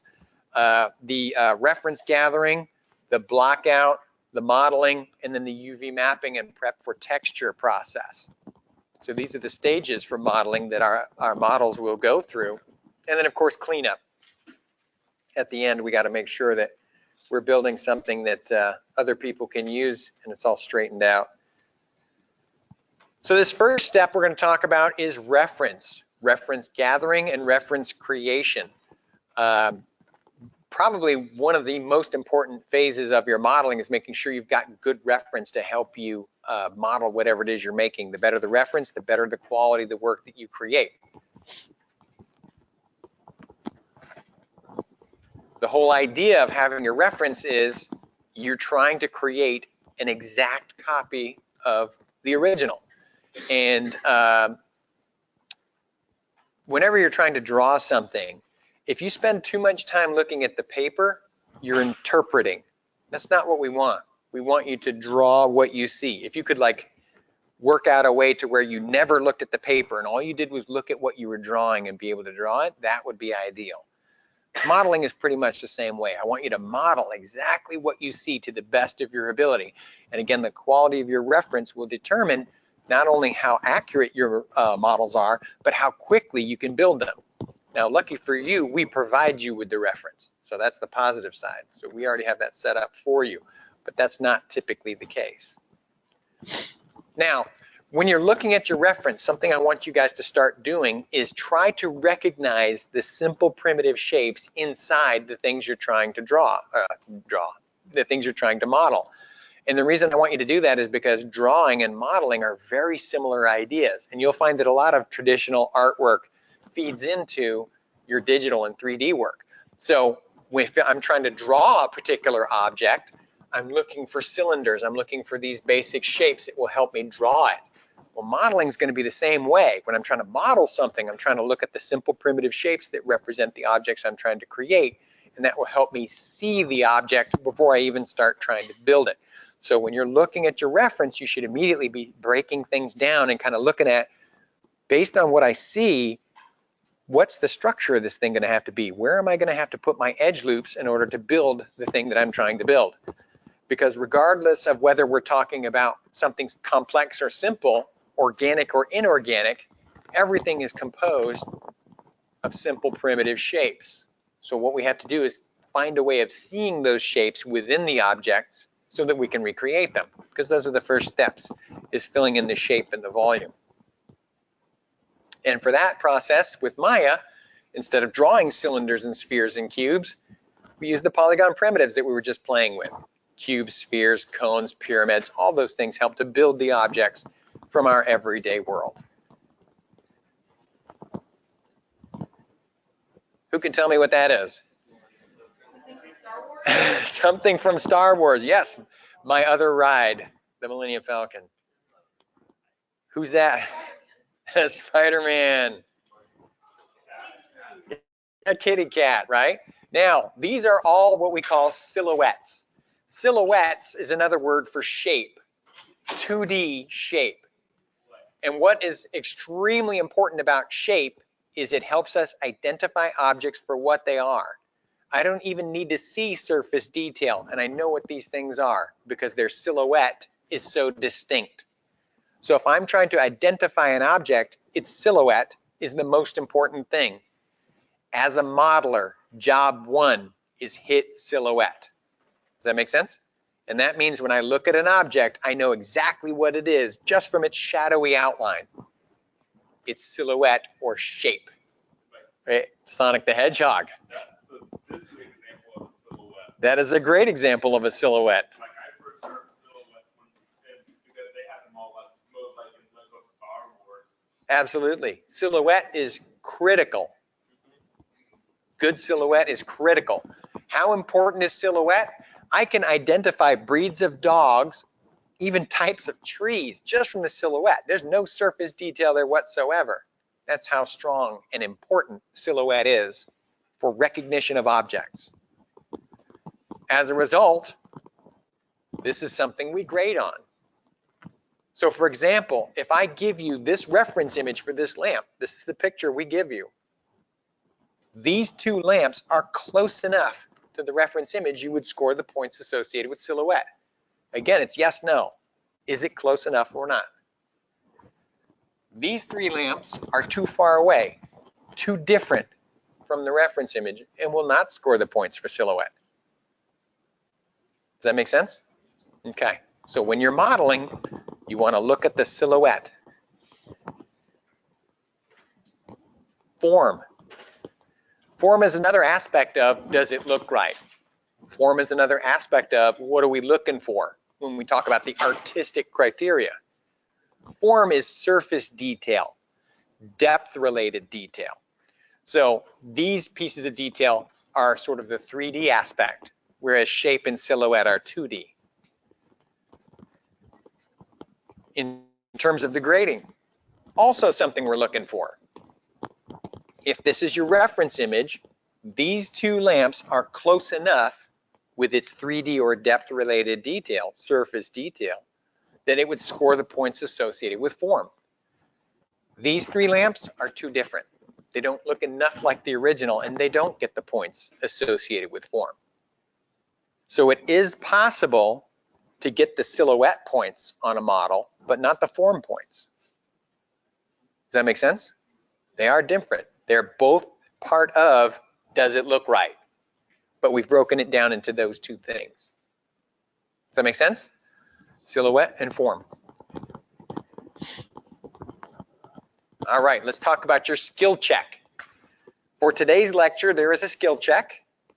And of course, again, you can work on it in class if we get done a little early, which typically we don't. But you can definitely work on it in the lab. And that's a great opportunity, again, to meet and work with the instructors in the lab and kind of get a little bit more hands-on, ask questions, and take more notes on the information you're getting. But the in-class, or the skill check for today's class, we're going to be rebuilding Captain Idaho and in an exercise which is called Build Me. And what we're going to be doing there is learning how to utilize the tools in the toolbox, translate, rotate, scale. We're going to be using the space bar to jump from window to window, and we're going to use both our orthographic and our perspective views to aid us in precision. And what we're going to try to do is recreate an object based on a reference image. So in terms of all of that, let's talk about how it works. Number one, skill checks are all in a folder that I've given you to download from guess where? FSO, of course. And when you download it, you'll see, again, I've created a folder on my computer for 3DF, and you'll see that there's a skill check file folder. And again, these are your skill checks. So you'll download it from FSO. Let me see. Boop. So what will happen is you'll go to your week 1. There's your lecture videos, toolbox, skill check for lecture 1. And this is what it'll look like on your end, the Build Me project. And you'll see there's all kinds of information to help you, including a reference image. And you might want to borrow that from the internet because it's going to help you. So I'm just going to drag that to my desktop. And you'll see now I've got this image that I can utilize as my reference. This is what he looks like when he's done. All right. And what is also nice about these activities is it tells you, what are we looking for? How do we name things? Because there's literally points associated with if you can name the file right. And it's usually worth about 10% of the grade. So if you want the difference between an 80 and a 90 or a 90 and a 100, it's naming the file right. So make sure you name stuff correctly. So all of that is in there, and then there's the space where you drag to drop it off. Now, in terms of completing the skill check, number one, we always set our project to whatever it is we're working on. I'm going to work on a skill check, so I have to set my project to the skill check file folder. Because right now it's set to my activity file folder, because that's what I was just working on. So now I have to switch gears. File, set project, and this time I'm going to go to my skill check files and set it. And then now that it's set, file, open scene, and then I'm going to choose my build me, and they're alphabetical, so you just grab the one on the top. And what you see is, oh, okay, I've got my file, but it doesn't look like the picture yet. There's a lot of pieces in there, but Captain Idaho does not quite look like that yet. So I need to rebuild this guy. All right. Now, what will help you to rebuild him, obviously navigation within the window, but if you select a piece, Maya will tell you what that piece is called. This is the body, right? Now, if I look at it, it's big on the bottom and small on the top. But when I look at my reference image, Captain Idaho, what are his proportions?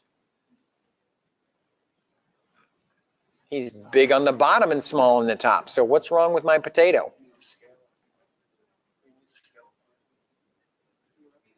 Do I need to scale it or? There we go. Yeah, let's just rotate him, right? Let's flip him over 180 degrees. Beep, pop, plug it in. Now he's small on the top and big on the bottom. Fabulous. All right, so now let's say I want to plug his nose in, right? That's where it goes. Now, I can see the nose, it's right there. But let me give you a little hint. In terms of all the pieces, they're all in there. You don't have to model anything. So you don't have to create anything. You don't have to duplicate anything. You just got to work with what's there. But the key is finding it. There's a great window to help you find things. It's called the outliner. If you go to Window, General Editors. Oh, no, wait. I'm sorry. It's right under Window. Outliner. Open that up. It's a list of everything that's in your scene. So you can either select an object out here and it lights up in there, or you can select an object here and it lights up out there. It doesn't make any difference, but it's a list of everything that's in your scene so you can find the nose. And now that I have the nose, I can move it into position and I can use my orthographic windows to do it. So I bring my nose down, scooch it over a little bit. I go into this view and I see, oh, wait a minute, my nose is facing the wrong way. I need to rotate it. So it's pointed towards my face. And now I slide that bad boy in there. All right, my nose is in place. But wait, don't act now. Let's look at my reference. This is the nose. This is my nose. What's wrong with it? Yeah, it's way too small, right? So I need to select, because this nose occupies about 1/3 of his face. So if I select my nose and I go to my scale tool, if I scale just using the red cube, x-axis, I get torpedo nose. Right? If I scale just using the Y, right? Or if I use just the Z, I get koala nose. But if I scale using the cube in the middle, the light blue one, left mouse button, it maintains proportion. Now that looks much more like that. Does that make sense? So through using translate, rotate, scale, move those pieces around and rebuild Captain Idaho so that he looks like the reference image when he's complete. Every piece in place and do the best you can to make it exactly like the reference image. Now, once you're all done, then you can save your file.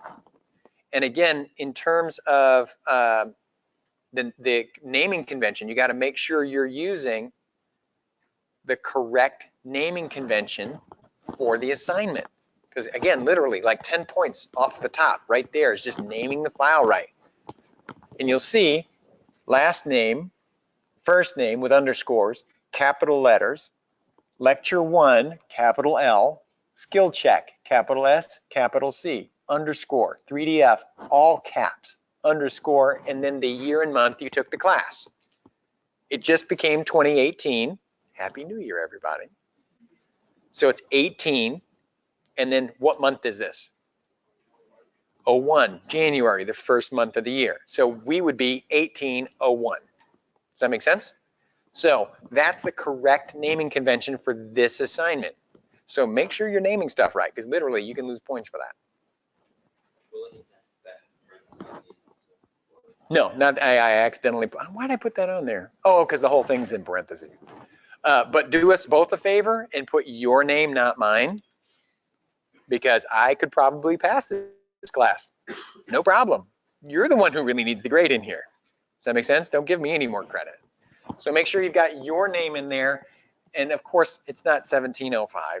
Please don't put that. That's an example. You giggle, but every month I get files from Steve Gold from 1705. Yes? Is it possible to get the reference image inside of Maya so it's easier for us to There is, but I'm not going to show you how to do that yet. I appreciate your thought on that, but we absolutely will be doing that. Not yet, though.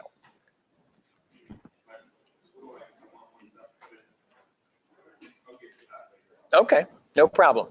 Now, in terms of what's coming up next for you guys, next is lab, right? Marcus and Sarah will be here shortly. So we'll have more instructors in here, which is great. So more hands-on help, more ability to get some help. In terms of things that you guys should be doing, going over FSO. Don't just check stuff off. If it's in there, read it, right? You guys ever play a board game or anything like that? Would you ever play a game without knowing what the rules are? and that's how you lose, right? Because people start making stuff up. Oh yeah, left-handed people roll every other turn, right? You don't want to lose a game like that, right? This is a game you're playing. The rules are on FSO. If you are not familiar with the rules, you can lose. And there's a lot more at stake here, right? So point being, make sure you know what's going on. Read the stuff I gave you to read. When it says check off as completed, make sure you understand what that's talking about. Download the files you need to download so you have everything you need. Get Maya up and running on your laptop. This is the last lab you have before the weekend comes. And if we are able to pull off an online environment for that lab, if you don't have all this stuff in place and working and ready to go, that Saturday might be completely useless for you. Does that make sense? Make great use of that time and make sure you've got everything buttoned down, all of your questions asked, everything is working. Because once you leave this lab today, now you're on your own. Unless you sign in for some help. Does that make sense?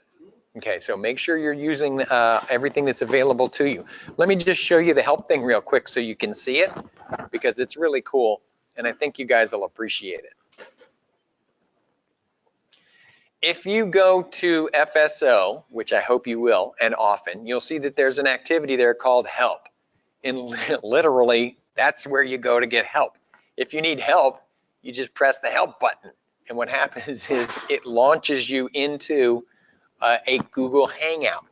And we've got these Hangouts set up. It won't function because I'm doing mine in Firefox.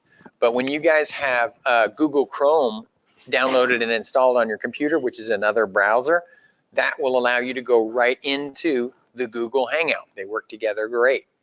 And incidentally, instructions for downloading and installing Google Chrome. Do you think that's on FSO? Of course it is. So again, that's its own little activity. So make sure, again, you need to do all these things I'm asking you to do, not just check them off and go through the motions, but really do it, because that's what's going to have you prepped and ready to go. Does that make sense? Like, you know, if they paid me by the activity, you'd have a ton of activities. But literally, you have to look over and utilize everything I've given you to move forward. And I know the precedent has not been there with previous classes. The level of preparation and responsibility that is expected of you. I wish that were the case, though. I wish that the other classes had adequately prepped you for that. It's a slow building process, but here's where it gets real fast. So from here forward, this is kind of the way things are going to go. Does that make sense? Because now we're in it for really. We're going after what it is we want to do for a living. So stakes are higher, expectations are higher, and responsibility has grown considerably. Does that make sense? Okay. So make sure you're prepped and ready to rock and roll. And this is Marcus, by the way. Say hi. Hi. So again, make sure you're making good use of all this help. But anyway, again, in terms of that Google Help, there's a schedule on there that lets you know when people are on there in terms of scheduled instructors. So there are times where Brian will definitely be there. There are times where we have these folks called peer tutors, which are students just like yourself who really liked this class and wanted to come back and help students who are struggling.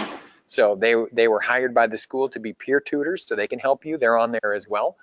And to be honest with you, if you're working in Maya, why not just sign on anyway, even if you don't need help, because you may be able to help someone else. Or if you do have a question, there's always somebody on there. You know, there's whether it's an instructor or another student, or we've even got graduates who sign on there.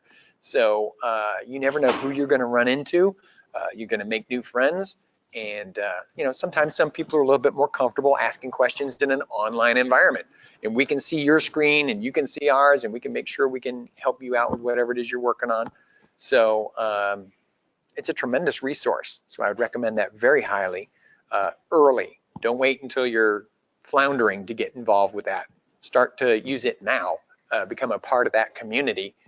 And you can use it the whole time you're here at Full Sail, because we use that Google Hangout like all through the classes. So why not get in now and figure out how it works and make some friends. So it's a great resource, and I recommend very highly you get into that. So in terms of this lab, critical you get all those things done so that you're ready to go and adequately prepared, because we hit the ground running when we get back at it on Tuesday. Saturday? Is that just a lab or a lecture and a lab? It is both? Okay, awesome. So again, we're going to be hitting it hard first thing on Saturday. So you got to be ready to go. What's that? I'll do it. All right, you do Saturday then. So again, you got to keep yourself geared up and ready to go. So does that make sense? Make sure we're all squared away, and that's what this lab is for. So if you feel like, well, maybe this is a good time to go get lunch, or I think I'd like to watch television or something, something's wrong. There should be something to do. So make sure you're looking over this material and you're familiar with everything that's expected of you. Oh, honestly, exactly. No, absolutely, absolutely. So again, make sure you're making good use of that lab time. And let's see, what else can I tell you? Oh, one quick thing about food and drink in the class, and seeing Marcus and Sarah reminds me of that. This is really a learning environment. Think of it like a classroom, because that's kind of what it is, not really a cafeteria. So in terms of food and drink, I know you periodically get hungry and thirsty, and we do have breaks built into the lab. There's not a break for lecture, but lab, we do take a little break and we go out and get food. But when you're in this classroom, we really can't have eating and drinking in here. But if you need something to eat or drink, I totally understand that. Just take it with you out into the hallway for a minute and eat and drink out there. Does that make sense? You can take as many little mini breaks as you want to eat and drink, but we can't have food and drink in this room because invariably it spills. I won't spill. Yeah, you will. It's either going to be you or the person next to you is going to accidentally knock something over. We got a lot of technology here. Technology and fluids don't get along. And then once food gets into the rug, not only does the room smell bad, but bugs the size of, like, you know, Chryslers come in here, and they're huge and they're really ornery in Florida. Oh yeah, and there's power, and potential for death. All right, I'll put that out there too. So your best bet is just, if you've got food or drink, just have it in your bag, and that's fine. because apparently I can't see through bags. They're magical. So keep your stuff in your bag and that's totally fine. But the eating and drinking doesn't happen in this room. Does that make sense? But you're more than welcome to have it with you. Okay? All good? Get a hell yeah on that? Thank you. I appreciate it. I know there's like a little Starbucks thing in this building. Those containers that you bring in here, because theirs are a lot less likely to spill. So anything with a screw on the cap. Yes, screw on cap is definitely the way to go. Otherwise, the last people are drinking out in the hallway. All right, so make sure you're taking good use of those helps. Oh, and incidentally, in case you were curious about all this production action going on here, yeah, we're not doing another thing for Spielberg. We actually record these lectures. So if you want to watch a lecture again, go on to FSO. We got links and the ability for you to download and watch a lecture again and again. Does that make sense? Does it take the place of going to class? Never. Going to class is live and interactive. Learn so much more from that.